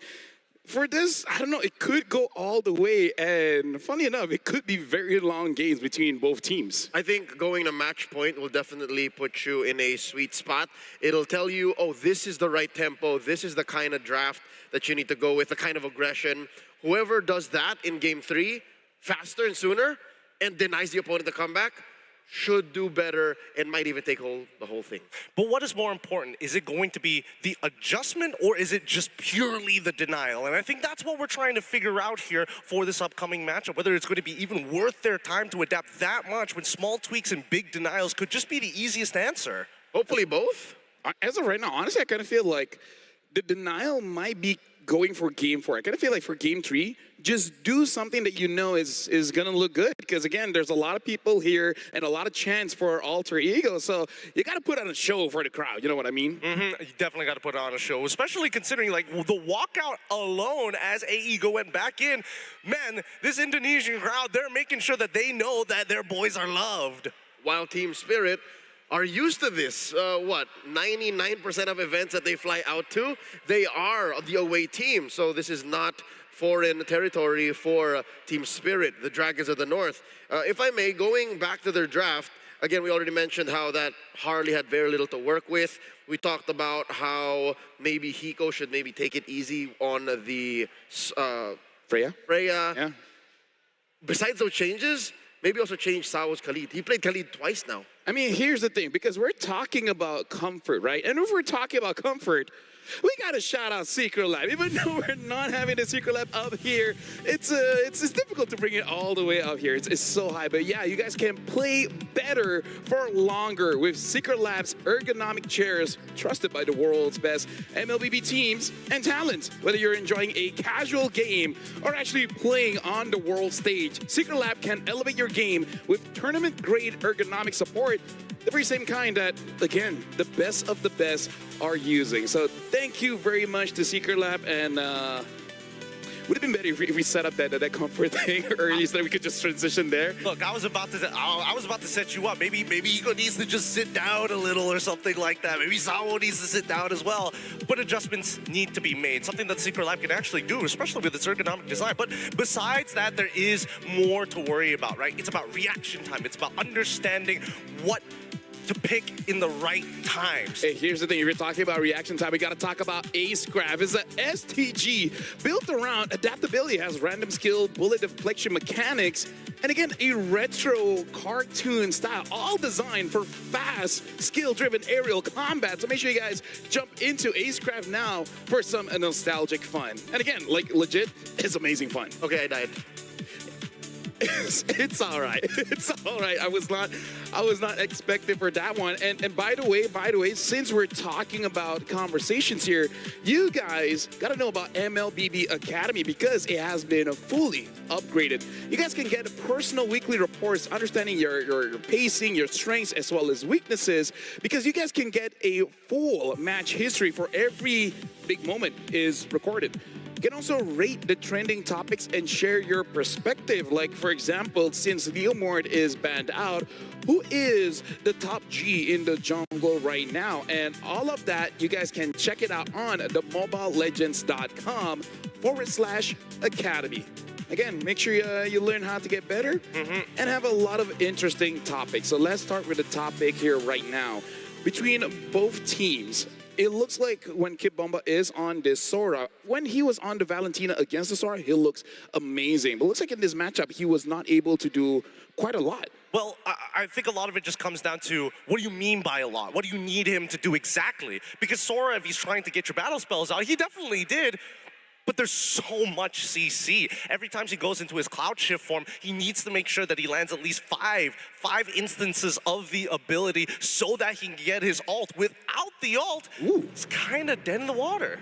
This is tough. Even amongst all the fans, with the assistance, of course, our Real Me Gaming ambassador, they're cut, down the wire. It's as close to 50-50 as it gets. I mean, given you have the whole home court advantage, still 45% of fans saying that it's Team Spirit taking this? Oh yeah, dude, this is quite close. And honestly, if you tune into Game 1 and Game 2, it kind of makes sense. But let's talk about a theme here, right? And the theme is that Alter Ego will get the early game. It's really on Team Spirit whether they can equalize come mid or late game. I wonder if Team Spirit wants to shake it up and try for them to get the early game. That's what I mean by putting something else in the hands of Sawa, because Khalid, he can go many different ways, right? We've seen great players here on the world stage play Khalid to an early game victory. We've also seen it play very late game. I'm talking about Lights last night, where he could, flank for days. Sawo's, it's a little different of a flavor. He's definitely looking for a comeback angle, and he's willing to throw himself and, body whoever gets in his way, but most of the time he's the one who gets bodied. So let's change the narrative. Maybe, prioritize, this is weird. How come Cho isn't as prioritized here in this series? It was banned in the first series, but completely snubbed in the second. Well, here's the thing. Now, most roamers, when you think about the draft, you're thinking about a hero that kind of answers multiple different things. They don't really think about the individual matchup when roamers are, I don't want to say body blocking, but marking each other throughout the map. Grok goes really well into the Hilda alongside with the Khalid, mainly because you can block off their angles. They don't have a lot of ways to kind of get over it. Khalid loses his ultimate when you do so. In the opposite end, I think all they need to do, ban the Grok, and now you have access to Hilda and Khalid to start messing with your opponents. And now with expanding rivers, again, I feel like both teams are going to be pretty strong for this one because they really do like a rotating around mid. And actually looking back at our notes, it's quite interesting when Team Spirit pick up Freya Khalid when the Grok is open. I'm just saying, I don't think that same mistake is going to happen again. Ladies and gentlemen, Team Spirit will be first pick, Alter Ego on the second pick. Team Spirit betting out the Fanny, the Uranus, as well as the Leomord. This time, Alter Ego. This is quite interesting. First ban on that Alice and the Sora. Quite a while since I've seen an Alice as a first ban. Say you respect Kid Bomba without saying you respect Kid Bomba. That's the perfect way to put it, man. He was able to get away with so much, but this might indicate that... What? Coach Zephyr. Say what? Okay. Say what? All right, so one of the first... I mean, Jushin is still going to get picked up. Grok.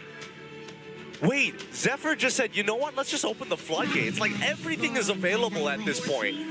All right, the last time Team Spirit got their hands on the Zushin, they won that series. Oh, they won that game. So this could be for the series. It could be for match point.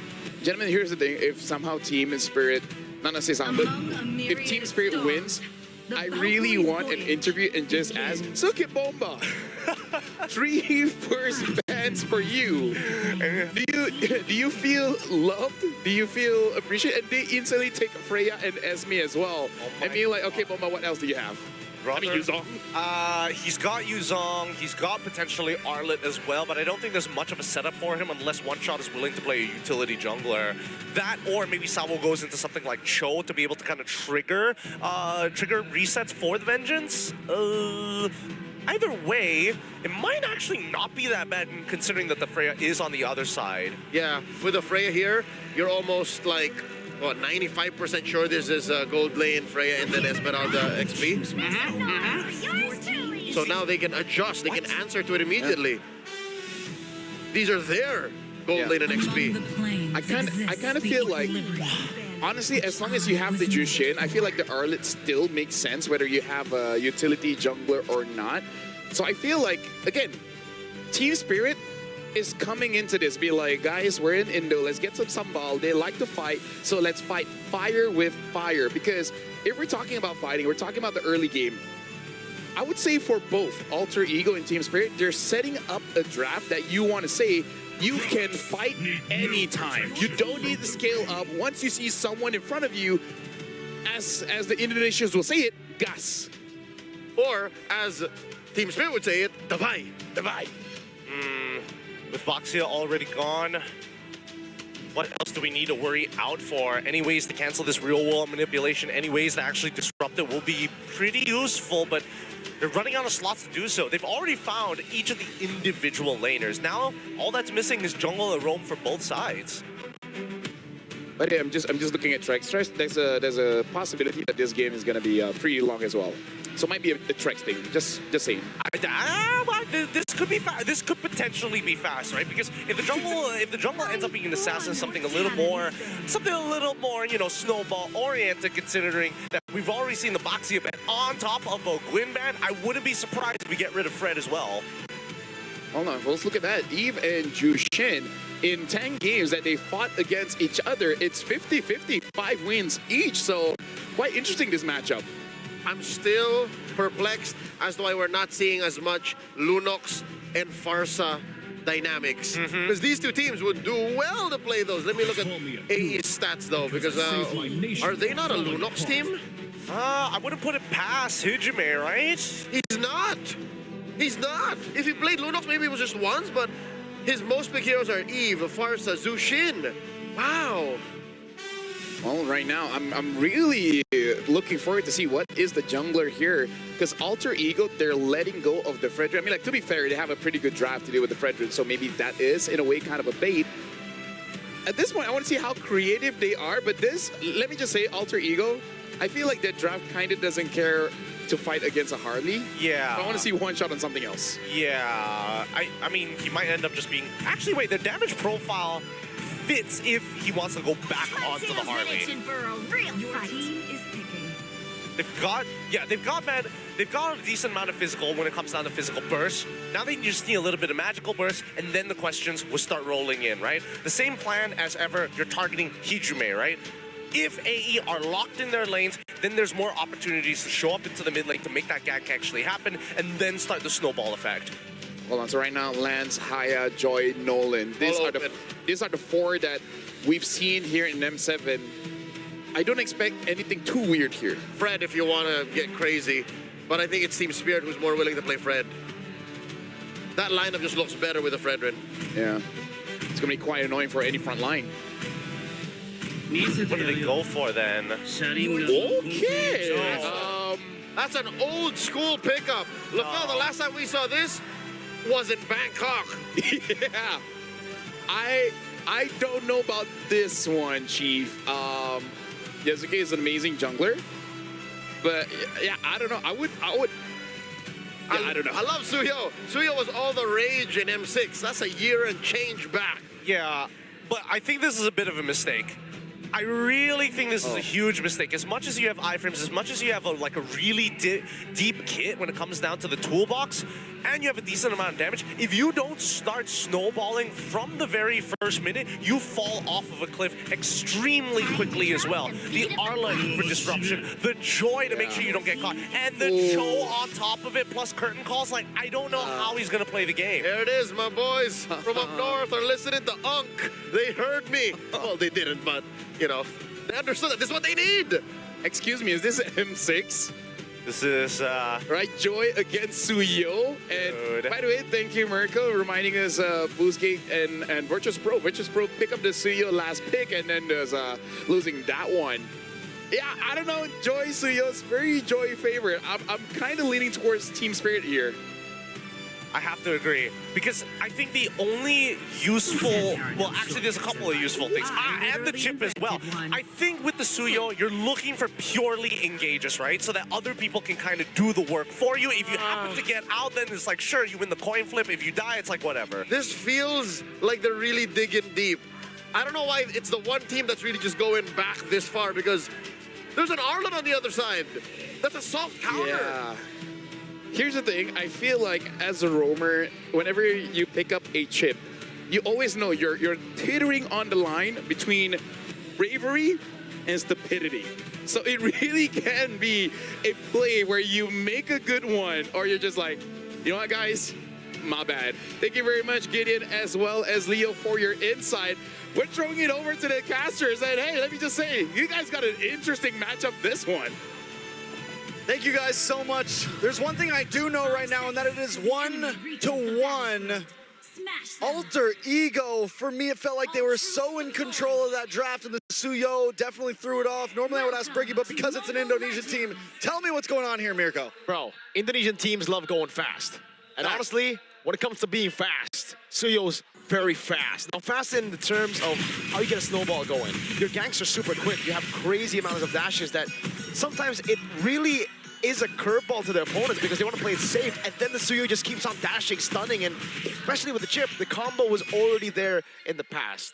But it is weird, bro. I'll be honest with you. Yeah, but it's about being fast. That isn't like one shot a lot faster too, but... No. It's a different kind of fast. He's fast in mobility. Yazuke's fast in going in, getting those stuns, and then boom.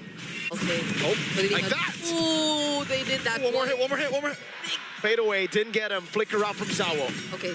So that's the one big play that we are going to be looking for if it's about Alter Ego. And I think this is also mainly because they did decide to go for a chip. So we do need those big ticket ults or plays to happen. So you could say that they've been successful in pulling off this lineup. But at the same time, it's not like Team Spirit don't have answers towards these potential setups that Alter Ego can go for. It's a single final slash that Kid Bomba could just use against them if they do decide to go into the shortcuts. And Hiko, there's great punish that can come from the curtain calls as well as the knockups from Sao.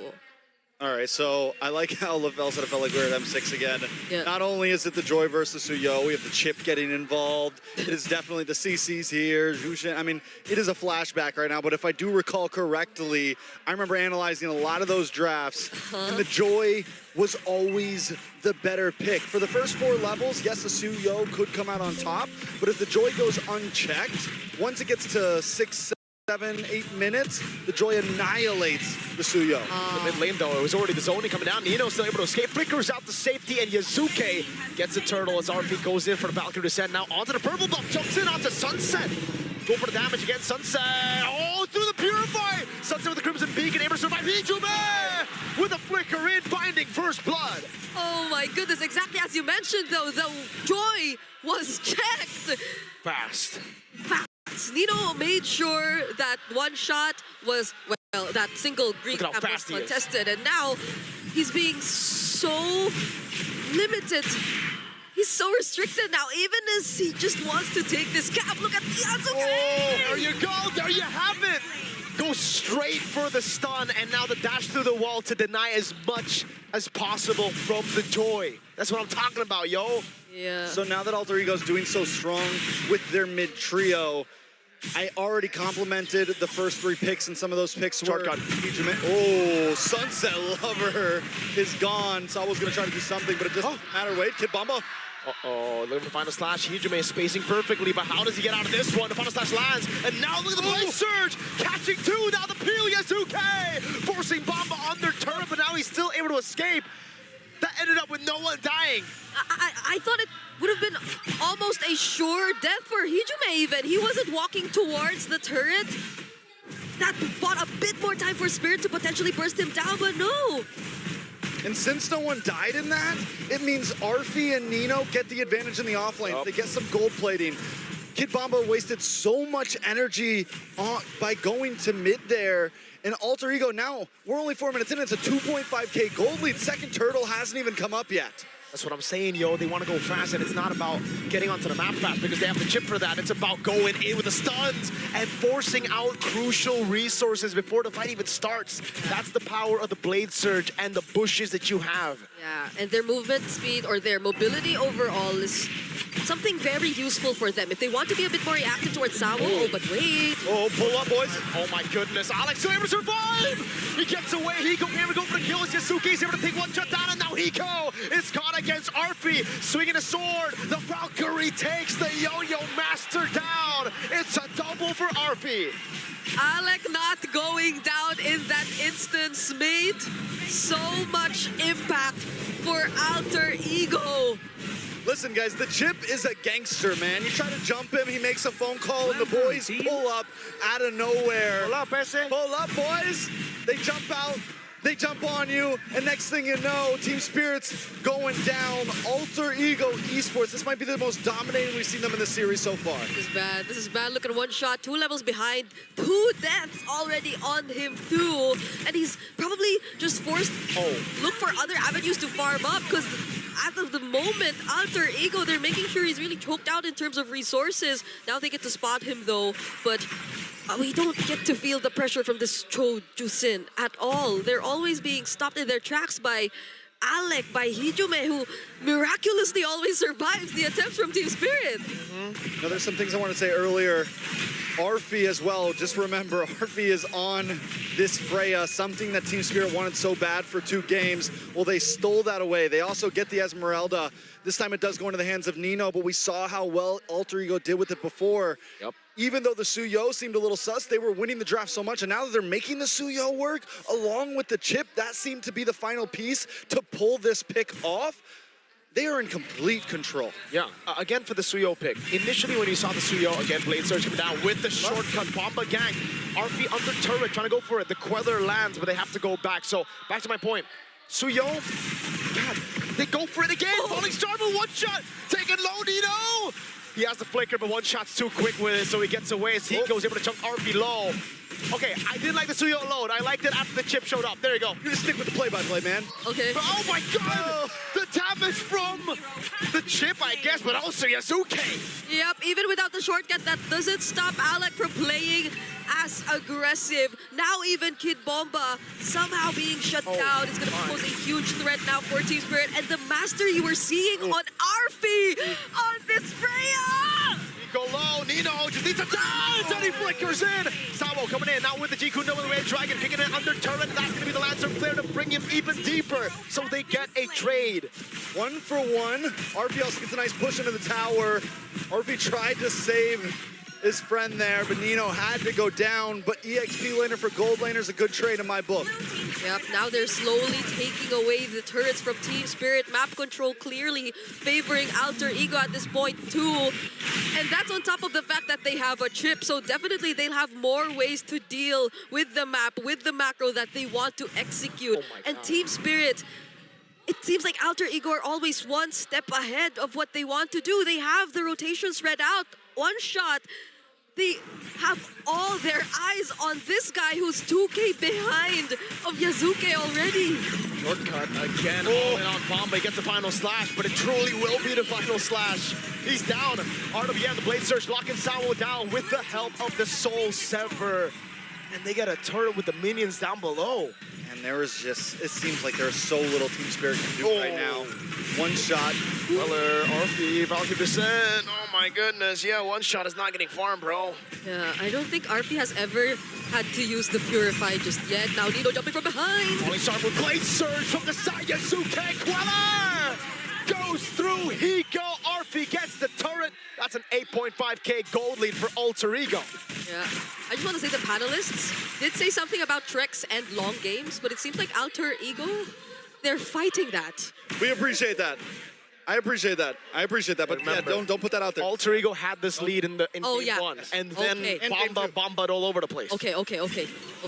Should I say they're just lucky? But the thing is Bomba's on a much more aggressive EXP laner right now, not as tanky. He literally just got his Oracle in. Again, I don't want to jinx anything, but it's going to be tough for him to do the types of things he did in game number 1. And now the boys pull up. Blade Surge, all Soul Sever. That's the RWM as well on Kid Bomba. Not only did they take 3 heroes from him, it's also all in every time. A bit of a sad situation we're seeing for Bomba not being able to do Bomba things. That's what he just said. One shot really knocked up. Sawo still able to get away with the Shunpu as Hiko kites out. That's RP thrown back into the fray by the Lantern Flare, but there's just not enough damage. They need to calm down now. It's time to relax. Alter Ego, I know you got a 10k gold lead, but go for the Lord. Play this smart, play this right, and the game could be theirs. Team Spirit, on the other hand, I think they just got to hold behind towers and hope that Alter Ego pulls an Alter Ego. Yeah, because at least they have Sunset Lover that'll always be there to just use the Lantern Flares and deal gradual amounts of damage towards Alter Ego. But the thing is, they go for these really explosive plays. Oh, Sawo able to escape. Oh my God, the Blade Surge landed on Hiko of all people.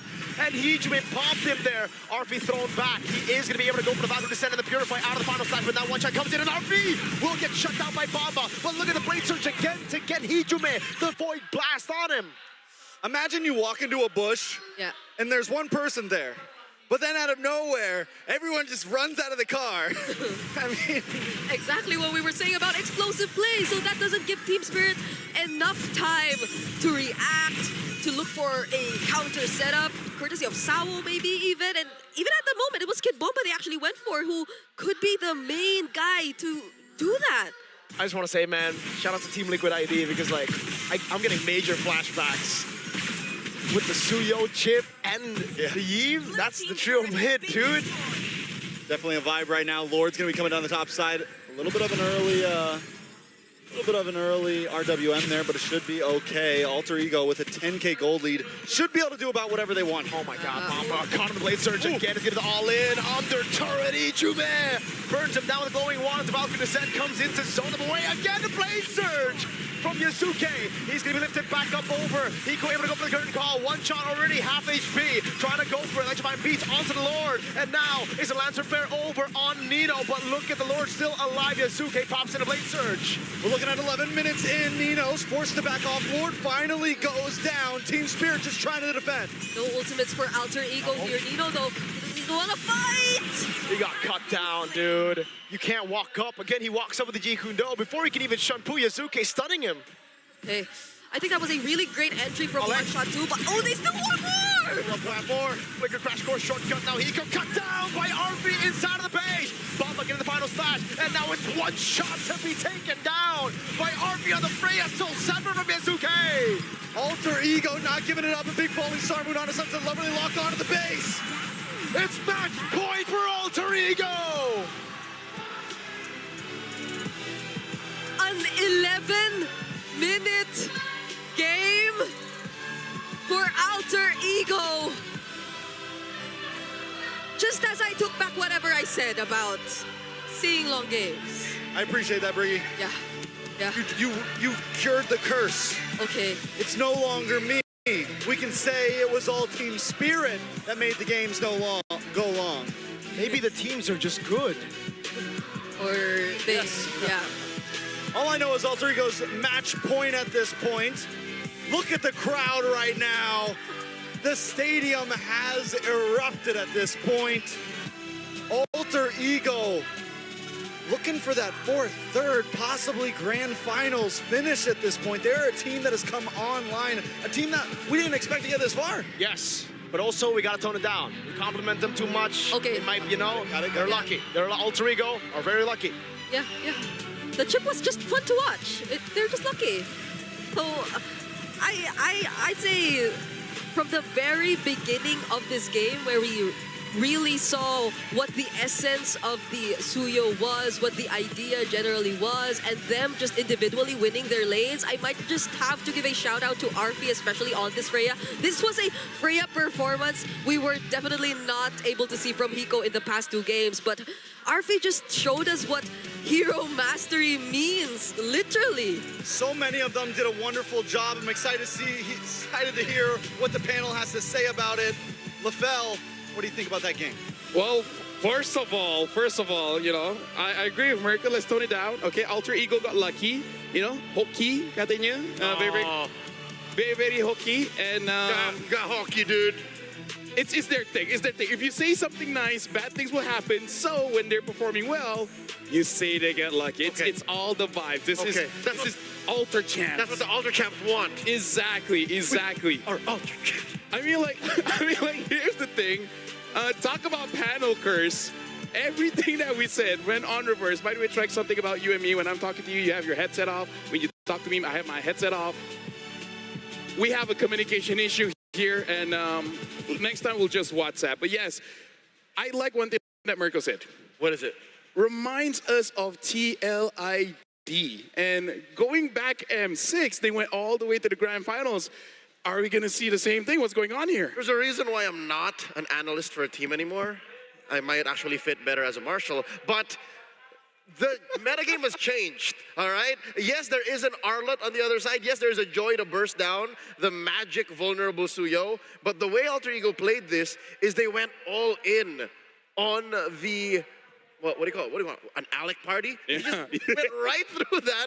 And the Suyo, Yasuke only really jumped in when they knew that they were way ahead. Because again, look at his stat line. It was very a utility. It was very centric on what the team needs. Exactly, and that's why when Yasuke got his hands on this Suyo, I exclaimed, "Is so bad, dude. It's awful, especially with the chip in these moments, because those all-ins, it's just pure luck. Half the time, it's about checking these bushes. They wanted to make those bushes dangerous, and that's exactly what they did from minute number 1.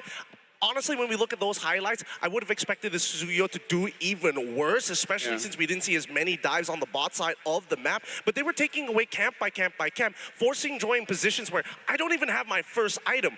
Once Joy had that first item, there was a pretty good chance that she could win that 1v1. Never happened. I think we have to apologize to Coach Zephyr at AE. Maaf banget. No. This is what they want. That's the whole point. It's awful. This is what they want. Yeah. It's the worst strat possible. Doubt them? Say it's luck. Exactly. Okay. Like, again, Coach Zephyr has been in esports for the longest of time, so he's like, back.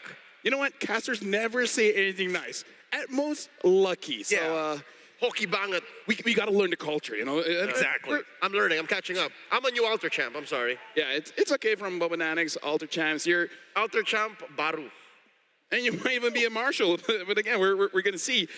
Amazing match. Really is Alter Ego just be like, you know what?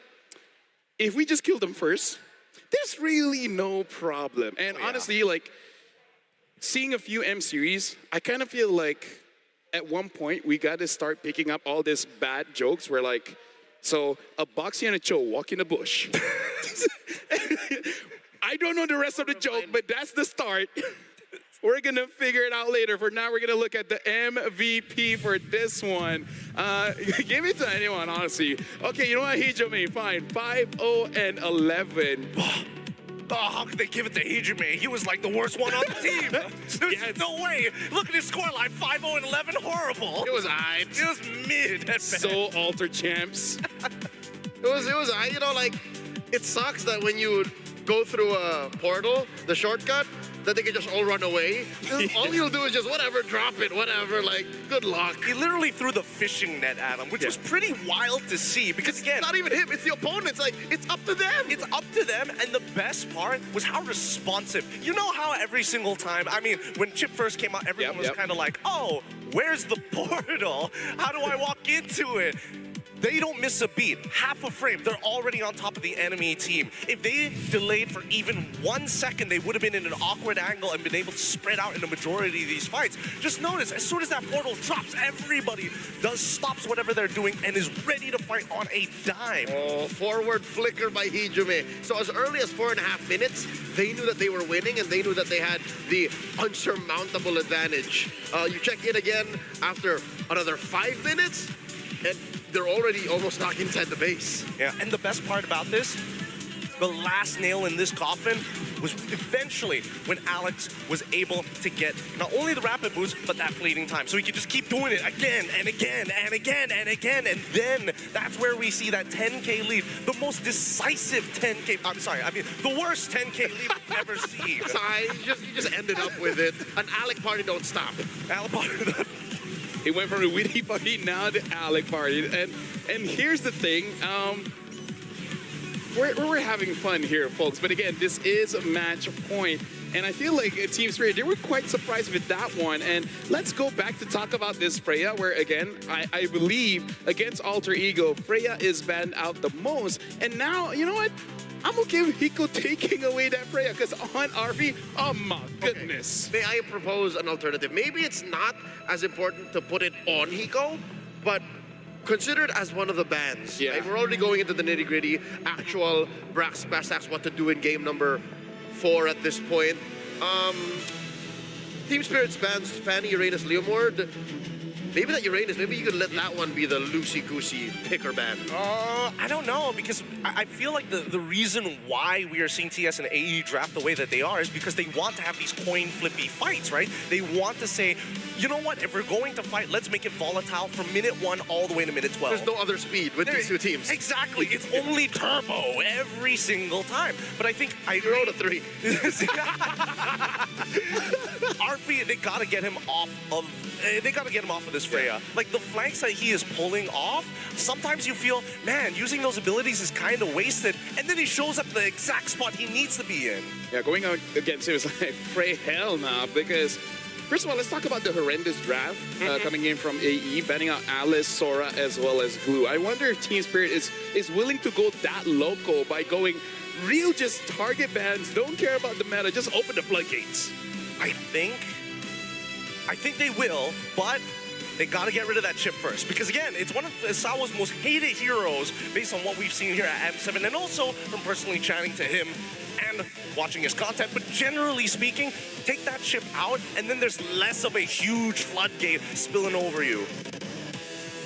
That also sounds like a setup for a joke, but yeah, I feel like as long as you ban out the Fanny, you're good. Because Yasuke on that Fanny, oh, that's one lucky Fanny. And Leomord. And Leomord. Really lucky with the Leomord. They were just, man.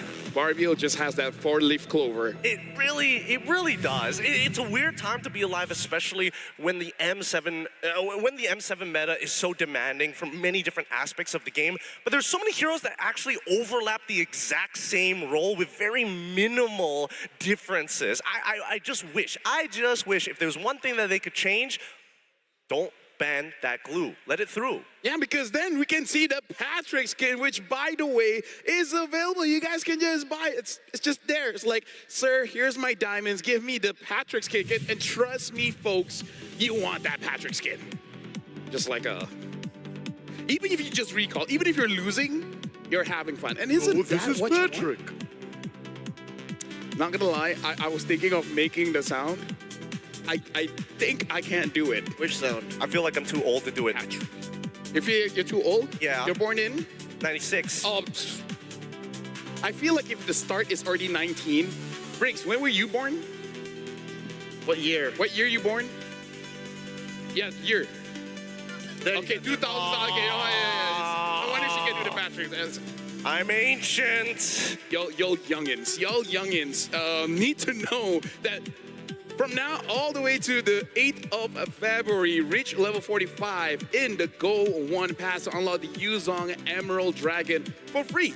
And of course, just purchase the Go 1 Pass to instantly unlock Yuzong's Go 1 skin, Dragon Shade, and reach level 75 to unlock Yuzong's Prime skin, Cosmic Dragon. It's so worth it. I'm flexing not just my Cosmic Dragon skin, but also my number 6 Bagong Ilog rank local. Oh, man. Are you okay, Gideon? If I don't get those skin, it feels like I'll just die first, clearly.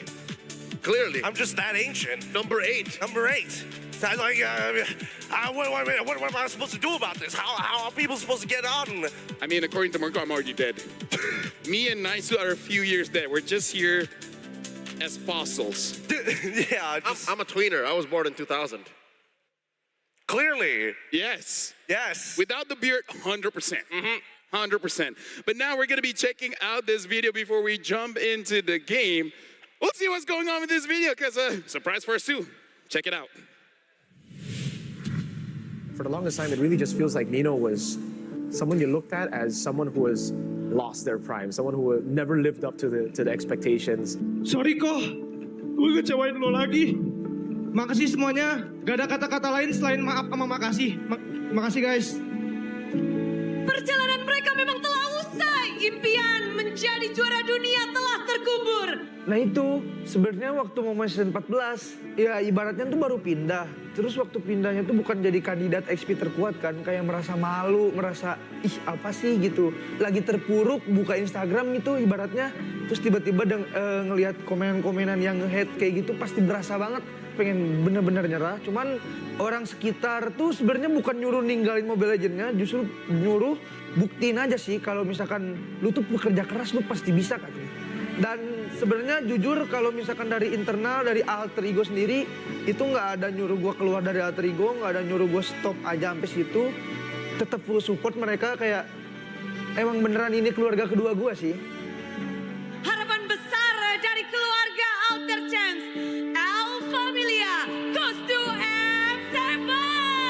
Bisa dibilang karena ya udah lama banget main Mobile Legends sih, belum ngerasain turnamen internasional dan ya kalau dibilang apa ya pengorbanan sih balik lagi. Semua pro player juga punya pengorbanan, cuman yang bisa dibilang pengorbanan gue lebih kali ya buat keluarga karena ya keluarga aja gue nggak bisa ceritain yang pasti pengorbanan gue nggak sia-sia aja sih intinya itu aja. Jadi benar-benar terharu. We've seen him go through it all, from a promising rookie to a really good player, to again falling short, to now rising back. It's just a lot of respect to players like that who can stay in the scene for that long and keep on going.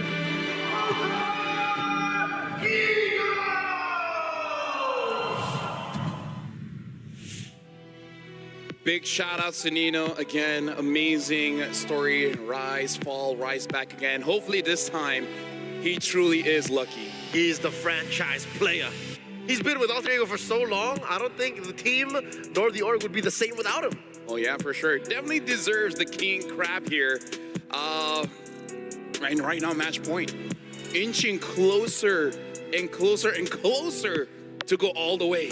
Team Spirit's going to put one hell of a fight here, right? They are backed against the walls, and this is where you see Team Spirit really throw everything back at their opponents to bring it for a Game 5. We've seen it happen way too many times in their previous international performances. I expect nothing less. However, if I were sitting in Sawo's position after facing off against that horrendous chip getting in my face continuously, what does that mean for Coldstar? Because it feels like the pre-preparation coming into this game kind of goes out of the window after seeing a previous last year's meta like that. I hate how it's last year's meta, but with a different flavor. It's literally... There's only really one hero that changed there, right? It's the Freya. Everything else was a hero that existed in M6. So, with that said, I think they still have to keep their feet on the ground.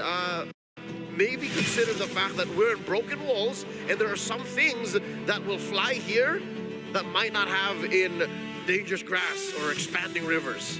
Well, ladies and gentlemen, this is the fourth draft here. Match point for Alter Ego, winning one more game here. Eliminates Team Spirit from the competition. Speaking of, Freya has been banned out. Team Spirit is first pick. Alter Ego is second. Alter Ego is second. Freya first ban, and Fanny as well as the E for Team Spirit. And Alter Ego betting out again. You know, Kid Bomba essentially, yeah. Say, Coach Sepper looking across the stage there, looking at Kid Bomba saying, we got you. I like it. Again, the last time Team Spirit did something that I agreed with, they kind of lost. But by banning the Freya, instead of forcing it onto Hiko for the steal, I think it's a better start. Yeah, Leo Mord, first pick here coming in from Team Spirit. So already starting off good because, again, just to remind everyone, 100% win rate, one shot on this Leo Mord. On a do or die kind of game, it's a pretty good opening. Yep, when there's nothing left to do, this is one element that I think I support doing. Because it's clear, might be a joke, half meant, but it's true. Team Spirit and Alter Ego really like to fight. Their only real speed is fast. And by picking up the Leo Mord, you introduce another element that might have been missed out on since they kept banning it. So Alter Ego answers with a Claude and a CC. They're so honest. Like this, it doesn't matter that they don't need to flex from red. I'm really surprised that they also didn't decide to go for the Grok relatively early on, right? They still wanted to be like, you know what? We need the Claude right now because, hey, we want to make sure that it's real difficult for Hiko to actually play anything else. Now that the Freya is gone, what else do you have? Because now we've taken the CC alongside with it. I kind of want Team Spirit to just take Farsa. I don't know if there's any Sao hero that he really wants right now, like the Cho. If not, just take the Grok. Yeah, Farsa. CC is a very interesting early pick coming in from Alter Ego. I mean, they're really targeting down on Hiko, and it's a good thing that Coldstar recognizes, right? Recognize this. He gets Hiko a hero to play. He's also got a side laner already set up for them as we start going back over to AE. At this point, now it's a compromised position of, oh, we tried to deny Hiko. He still ended up getting something to play. Now we have to avert our attention elsewhere. This is the most honest it has been so far, and I guess we got to go back to our previous conversation where they kind of just have to be honest, just say like, yes, we want to fight, you know what I'm doing, you know what I know, what we know, so let's stop the games. Let's just fight. Even what they're not allowing becomes clear. Alter Ego forced to use this Fredrin, who again has a very high win rate in M7. Pick less times than the other alternative, which was blocked almost single-handedly by the Uranus, the Yisun Shin. That's Yasuke on a utility pick. Now I can see why the CC was picked early. If they ban out picks like the Lunox after this, I don't know what Team Spirit has to really chunk down the front lines. Okay. Yeah. The numbers aren't there for Yasuke, not at least in M7. And now that they already have like a guaranteed scaler for these tanks, like no tank is going to be able to hold up to a Trinity build marksman. And Claude more than happy to gun them down. Kalia, the follow-up ban here for the side of AE as TS decided to get rid of the chip in the second phase. Respectable. This draft has become personal. There's another possible ban the Sora. Attack elsewhere. The Sora's already banned. Oh, thank God. Yeah. But then if they're banning out, what else are they? Rock. Farsa still available. Eve still available. Oh no, no Eve's already banned. So it's just Farsa now. That's the only high-ticket mid laner. Yeah, I feel like if you ban out the Valen, it's the Grok. Because what else big ults that you're... good read. Okay, so you take the Farsa over here. Wait, do you take the Farsa? Wait, hold on. If I do this, if I'm in AE's position, do I want to take the Farsa here? Is there potential counter picks from the side of TS? The EXP lane has already been shown. You know you're playing against the Leo Mort, so you can get canceled. But I think it's safer to show the Farsa than reveal immediately what your roam is going to be. I feel like it's going to be roam show, but I could be wrong. Well, they pick up the Khalid again. Against the Farsa, I would say it is a little bit better. But what is the mid? That's going to be the big question. Louis is open to bat against the Farsa. Kadita also not bad, but I don't know if it's in Sunset Lover's hero pool. Give him Lunox. Oh yeah, Lunox, yeah. It's open. Give him Lunox. It's a good win rate against the Farsa. We haven't seen it all day. Come on. Come on. Do or die. Do or die. Don't overthink this. I mean, they can go for Lilia if they want like a better answer to specific Fredrin, but Ziltian as well. Util all the way. They're really doubling down on both Hiko alongside One Shot. So they're looking at One Shot being that mid-game power spike, and then in the late game, it's all on Hiko. What goes into the hands of Alec? I think he goes for Cho. Honestly, he can't get the One Shot to Sunset Lover though. I think he's just targeting. What about he's just targeting Hylos? Because I think they're gonna have a hard time to kill Hylos too. You know what? You're actually right. Wait, hold on. Do they care about mid prio? Hold on. Because they can still go for like things like Hilda. Yeah, Hilda as well. Oh man, this is real interesting. Leo, do you think that Team Spirit can kill the front lines? I don't think so. Priority goes to Alter Ego here. They can pick all the fights that they want. It's a better ramp up to the scaling that the Claude needs.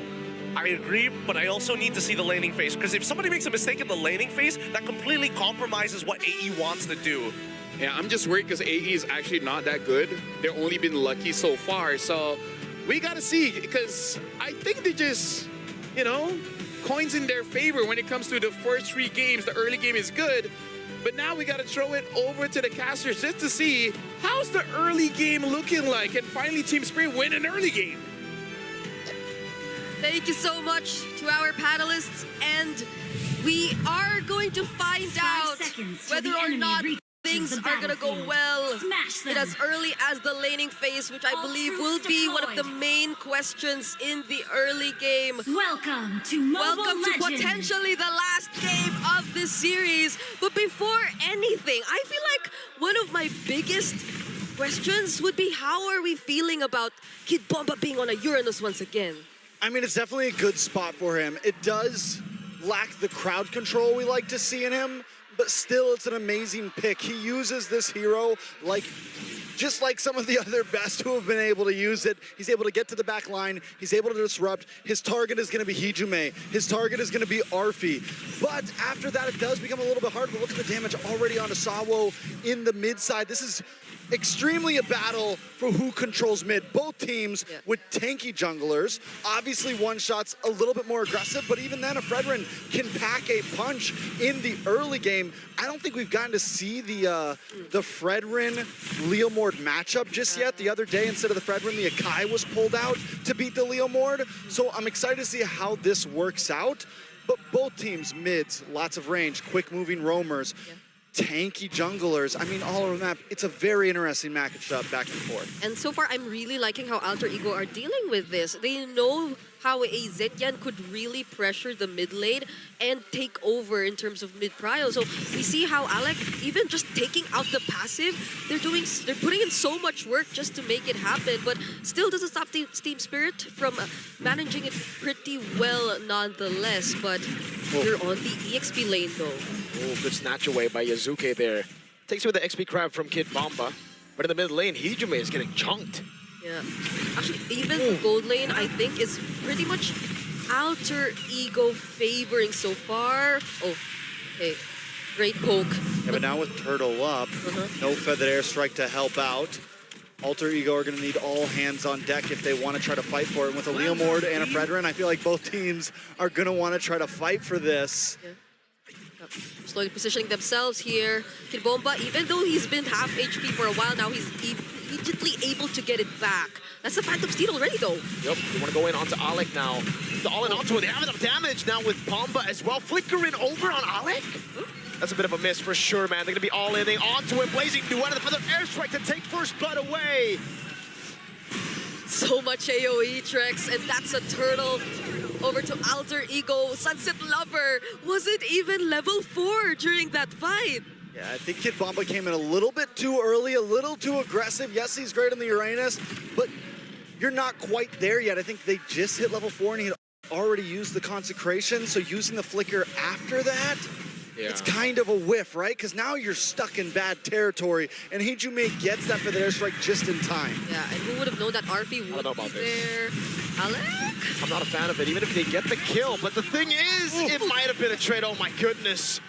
Yeah, it was a miss. Could have been better for sure. Sunset Lover has to flicker though, and I think, yes, you get a kill, but it's on Alec and you lose a flicker on your mid. Yeah, and you see how Team Spirit are slowly becoming a bit too reactive. That's the double laning too, coming in from Arfi. So we get to see how they're really paying attention to making sure that he gets online real fast. Already a level up ahead of Hiko even. And you know, last time we saw Arfi play marksman, I think it was the Granger. Had an amazing game on it. Now Arfi, throughout this series, we finally get to see him on something like the Claude. We haven't seen any marksman, essentially, this whole series so far. Yep. So the Claude comes in, up against the Harith. Hiko also finally on something comfortable. We've been waiting for a moment for Hiko to actually be on a real gold laner. Yep. Is it too late in the game, though, at this point? Because, yes, the hair is good, but the Claude has been a monster, and you pair it up with the spacing of the Farza and things like that. We'll see exactly how it plays out. Yeah. Wait a second. Phantom Steed coming down. Yazuki was able to lock him down earlier. One shot goes on to Nino. Oh, big bonk on one shot with the curtain call as well. Sawo was a bit late to rotate. And now he's going to be caught stunned up. Alec on him. It's a check around from Yazuki. Nino gets away, and now Bomba might have to use the flicker. He's taunted up now. It's Sunset Lover to help him out, and he gets away. But again, it's two members fallen. Yeah. Going back to what Trex mentioned about Hiko, he definitely needs to step up here. He needs to have that damage. It'll only come from him. Oh my goodness! Wow. He did a lot of damage with the Hell of the Fury of the Phoenix, but I think Bomba might be cooked, and yes, he is. Yazuki, the second kill for him. Once again, commits without the consecration. He does get the kill. It's a trade for trade.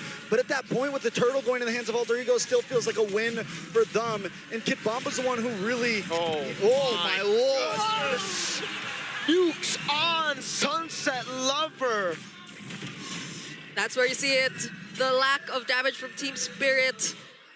Their inability to just reach the backlines as freely as they want to, not even with Sawo and the Flicker Raging Sandstorms, because I feel like he has to use it reactively to prevent Alter Ego and the front lines from moving any further. Oh, similar to that. Grand Theft Orange? Grand Theft Orange. It's just too tough. You see how defensive they're using all their resources, and it's always Alec forcing out these reactions when in fact he could he could just always get out safely whenever he wanted to. So at this point, Alter Ego Esports, I mean, they have a lead. They have a strong lead, and all the kills are going into the right pockets right now. Arfi now, Sawo! Flicker in, through the healing! That's what the glow-in one gets you, but man, that burst damage from Hijume. 302 on this Farsa already. You can feel even the damage of the lethal ignition. Now we're taking a quick look at the item builds. So far, everything's looking really well for Alter Ego. The glowing wand, man. You know, I really don't, I still don't know how I feel about them continuously putting Sawo on this Khalid. Yeah. Like, I get the idea, yeah, it's a counter to Heat, or this or that, but wait a second, Kid Bomba should be able to get away from this. Should. Oh my God. Get away from this. Consecration does pop. But like I said, when you pick up the Leo Mord, one of the greatest combos with it that we saw was Hilda, right? You get a little bit more stun, you get a little bit of slowdown, whatever you want to call it, but you get some helpful lockdown, and Khalid's just not providing that right now. And I think it's one of the major things delaying. Oh my God. Another knockup onto Hiko. He passes him on first with Blazing Duet. Goes through it for the Phoenix. Locks him down for a bit, but Sawo's going to be very low. Alec looking to chase again is Nino and Hijume. But an airstrike on Sawo. He's going to be tapping him down with Alec.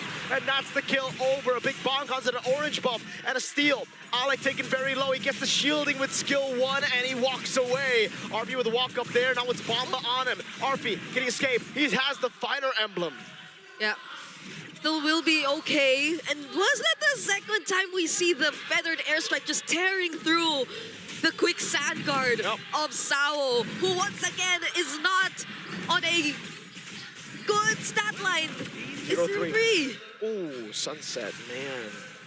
All right, so I liked, you know, a couple games ago, you said, Mirko, that Alter Ego, after losing game 1, it's like, oh, you guys like to go for these brawly compositions. You guys want to fight. You want to throw hands. You want to get scrappy. Well, I think Team Spirit is now learning that for a while, Indonesia was described as the brawl server. They were the ones who loved these types of games. Alter Ego gets to truly be themselves right now, and they're showing them that, listen, we're the ones who came up with this. RV with a blazing duet from out of nowhere. Catches Sunset Lover. And the wings by wings too from Hijume just to make sure the burst damage will be enough. It's only been 1 turret so far taken by Alter Ego, but the lead just keeps ballooning towards their side. Now that's another airstrike. Yeah. God, there you go. Waiting for the third hit to land. It's full lockdown onto Bomba with a hell of a knockup as well. Kid Bomba disintegrated by Nino, Arfi, Hijume, Yasuke now on Sawo, gets a topic bonk! Ooh, almost a fadeaway. Sawo gets away with a Raging Sandstorm. Yeah, look at what one shot, look at all that one shot can do. Here's the thing too, is Alter Ego has the full package right now. Oh, poor one shot. They catch him, he gets on the horse, he goes through the turrets, he's able to buy some time, but Alec is somehow faster, even though he doesn't have a horse. It's okay, he'll be fine. He'll be fine. Got strong legs. Very strong legs. Very strong legs. Yeah. Carrying that axe everywhere. Have to say goodbye to his purple buff though. Not looking too good. At least he's somehow able to minimize the lead that exists between him and Yasuke in terms of level, but that's about it. He's not able to do nor accomplish much.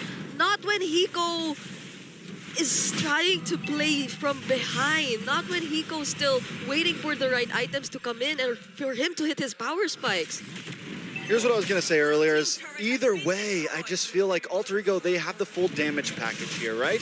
They have an answer for Kid Bomba with the Shred from Arfi. They have burst magic damage. They have everything they need. They're tilted, for sure. One shot went in on Alec. Blazing Dart from Arfi! Goes through them all with a flicker. Takes Hiko down. Sawo next to the chopping block. And it's Hijume who picks up the kill. Now it's one shot down as well.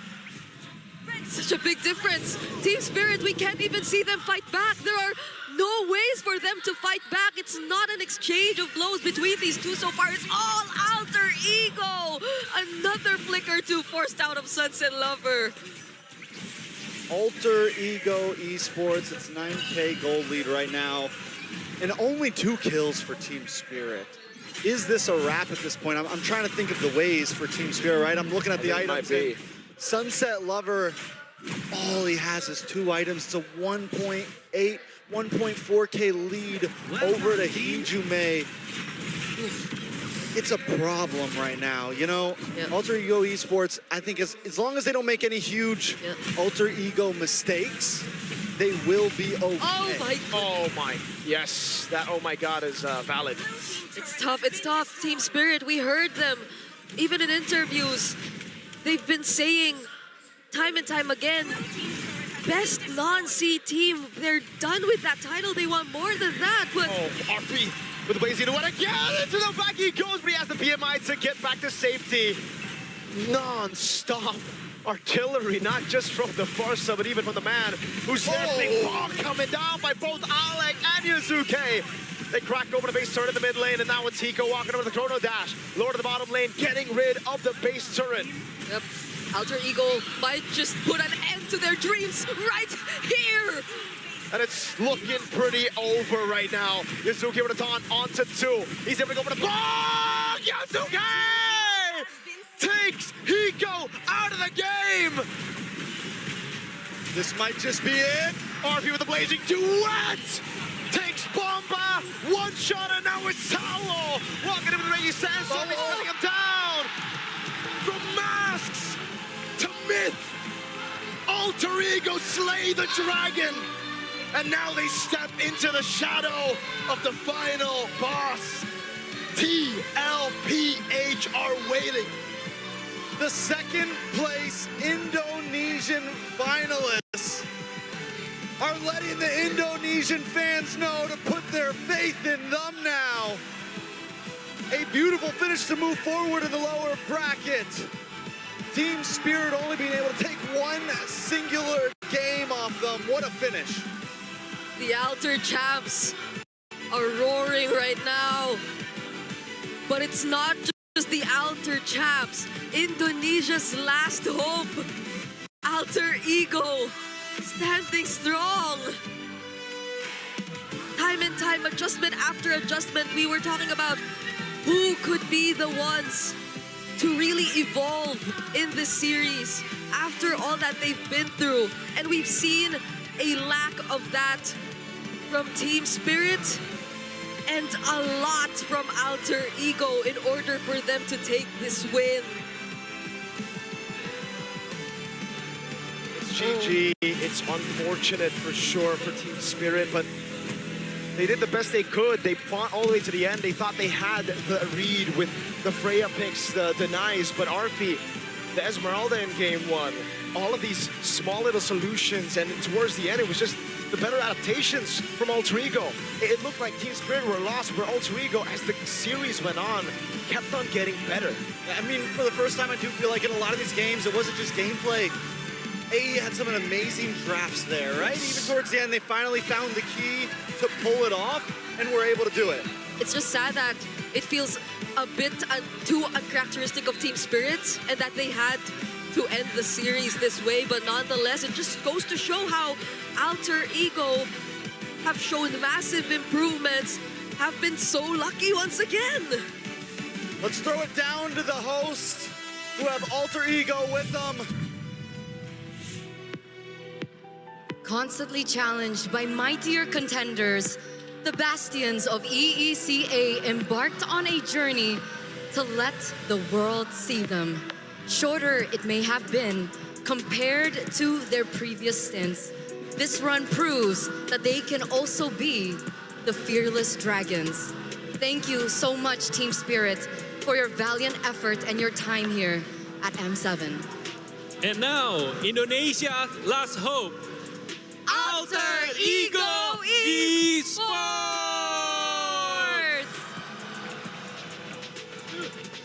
Congratulations, boys! Makasih! Makasih! Gimana? Oh my God! Congratulations, Nino. This will be your second time playing in an arena packed with Alter Champs. The first time, unfortunately, you weren't lucky enough, but this time you are. How does it feel to have this victory with them? Apa rasanya pertama kali main di sini dengan arena penuh dengan Alter Champs? Pertama kali gagal, tapi kali ini berhasil. Apa rasanya, Nino? Waktu berhasil, rasanya merinding banget sih. Kayak setiap kill, setiap mati, setiap perang, setiap objektif, mereka teriak itu merinding banget sih. Merinding ya? Merinding banget. Nino said that he was getting goosebumps in the venue every time there was a kill, every time there was an objective take. He felt the goosebumps because he could feel the energy from the entire arena. I can only imagine because they play in the home crowd and every scream, everything, it just make them goosebumps. So Yasuke, with this win, you get to continue fighting for the World Championship title representing Indonesia. How do you handle this pressure, especially you are a rookie? Gimana nih? Kamu kan habis menang hari ini, terus kamu punya kesempatan nih untuk merebut title World Championship. Gimana kamu menghandle pressure kamu, sementara kamu itu pemain baru di Alter Ego? Paling sebagai rookie, kita diajarinnya untuk selalu percaya diri sama percaya teman. Jadi gak bakal ada pressure apapun kalau kita percaya sama teman kita sendiri. Okay, Yasuke said because he are working as a team, so no need to have a pressure, just need to believe to the friends and be confident. Boleh follow up question ya? We're gonna ask a follow up question there. Yasuke, still on Yasuke. Who taught you that? Siapa yang paling support Yasuke di tim? Di tim? Yes. Kalau bisa, sebenarnya semuanya sih. Cuman yang paling support sudah pasti Coach Shaper. Oh, okay, so the coach, number one supporter for that mindset that you were able to have here right now is Coach Zephyr. All right, okay, so now we're gonna go to Nino once again. Nino, you won today, but tomorrow you will be facing a Titan. Besok kamu akan lanjut ketemu final boss M7 ya. Apa rasanya? How do you feel about that matchup? Perasaannya yang pasti seneng banget karena dapat kesempatan buat lawan XP yang paling jago juga kan di dunia kan. Jadi kayak nggak mau nyia-nyiain kesempatan ini, yang pasti aku main sama tim bakal lebih baik dibanding yang sebelumnya aja sih. Terus mereka kemarin ngalahin Onyx juga kan, ya kita bisa dibilang lumayan agak kesel juga karena partner kita juga kan Onyx. Cuman ya balik lagi kita eksekusinya aja sih nanti. Dan seneng banget sih sebenarnya ketemu sama Sanford. Okay, so Nino said that he's very excited to meet Sanford because he considered Sanford to be the world's best. So he's very excited about that, to meet the very best. And he also mentioned that he was a little bit upset with TLPH because they were the ones to knock out Onyx, which are their brother in arms, they would say, here at M7. But all in all, he's excited to meet Sanford. Now, boys, gotta ask, did you guys see Oheb's post? Did you see the content with Oheb? Essentially, in that content, he said that Onyx sounds like trash. Dia bilang kalau misalkan Onyx itu kayak sampah. Apa tanggapannya Nino? What's your thoughts on that? Itu menurut aku gimana ya, kaget sih. Mereka ngomong kayak gitu tuh kaget karena ya aku ngeliat sendiri Onyx itu perjuangannya kerja keras banget kan. Terutama ya di turnamen sebelumnya juga dia udah kerja keras. Cuman bedanya dia lagi unlucky aja kali ya. Lagi nggak hoki aja di match kemarin. Jadi ya mereka harus nerima kekalahannya aja sih. Cuman kalau misalkan dibilang iya, enggak sih. Okay. Aku sendiri enggak, karena mereka emang benar-benar tim kuat aja. Okay. Nino said as his thoughts on that content that was created, he thought that Onyx has been through so much. They worked really hard, they tried very hard. It wasn't that they weren't good enough, but maybe the preparation was just not as great. But in the moment, he does not think that Onyx is trash. Because I believe all the player in here, all the team must wanna show their best because they representing their country, right? So, Yasuke, how about you? Are you feeling lucky going up against Team Liquid and Carl TZ, the GOAT himself? Jadi gimana nih, merasa beruntung nggak besok bisa berhadapan sama Team Liquid? Menurutku kita sebenarnya cukup beruntung sih. Ketemunya sekarang ya. Jadi nanti kita kasih lihat kekuatan kita segimananya. Salah satunya pasti akan pulang kan. Kalau sampai sih gue nggak mau sampai tim gue pulang. Okay, so Yasuke said we will prove it. Who will be going home tomorrow? For sure, he said it's not Alter Ego. Okay, it's not Alter Ego. So with that in mind, Nino, do you have a final message to the Alter champs who are cheering right now up until this point for you guys? Ada pesan nggak untuk Alter Champs yang sekarang masih mendukung Nino dan juga teman-teman di Alter Ego? Sebenarnya salut sih sama mereka sih, karena aku yakin kita juga di sini nggak bakal kayak gini gitu tanpa mereka. Mereka tetap support full, mereka tetap support dari atas sampai bawah, dari bawah sampai atas. Mereka solid parah. Mereka rela beli tiket, mereka rela buat dukung Alter Ego, buat buka suara. Tapi rasa capek dia semoga kita bayar aja sih. Itu yang bikin aku salut sama mereka aja sih. Agak merinding emang sebenarnya. Nino's getting goosebumps once again. He feels honored that the Alter Champs came all the way here when they're at the bottom, when they're at their top. They were able to buy tickets just to support Alter Ego. And the only thing that he wishes is that he can repay everything that the Alter Champs has done for him and his team. Because I believe also when they playing in the home crowd, it will be like extra boost for them, like buff for them to play better. Absolutely. And thank you so much once again. Congratulations and good luck for your next match. And now we will throw it to our panel.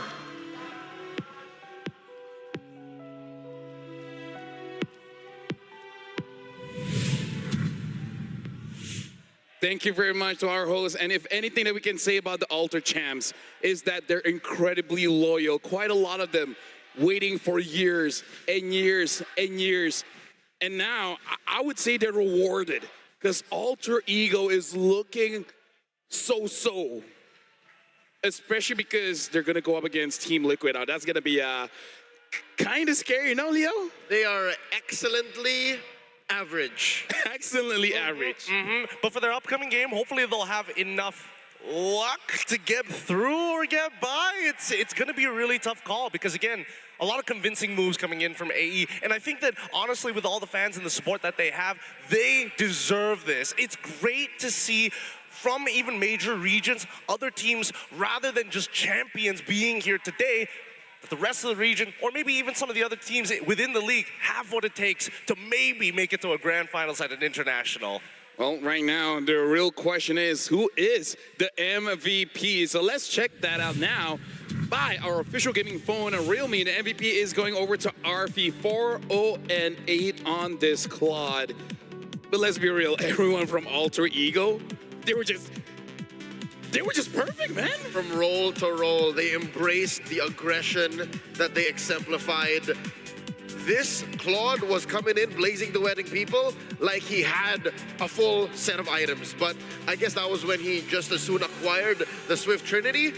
And that's scary. The fact that Alter Ego are able to play a lineup that has a Claude and a Fredrin as their gold laner and jungler respectively, to run through again. Team Spirit's very 2026 lineup: Leomord, Uranus, Harith, Khalid, Zetian.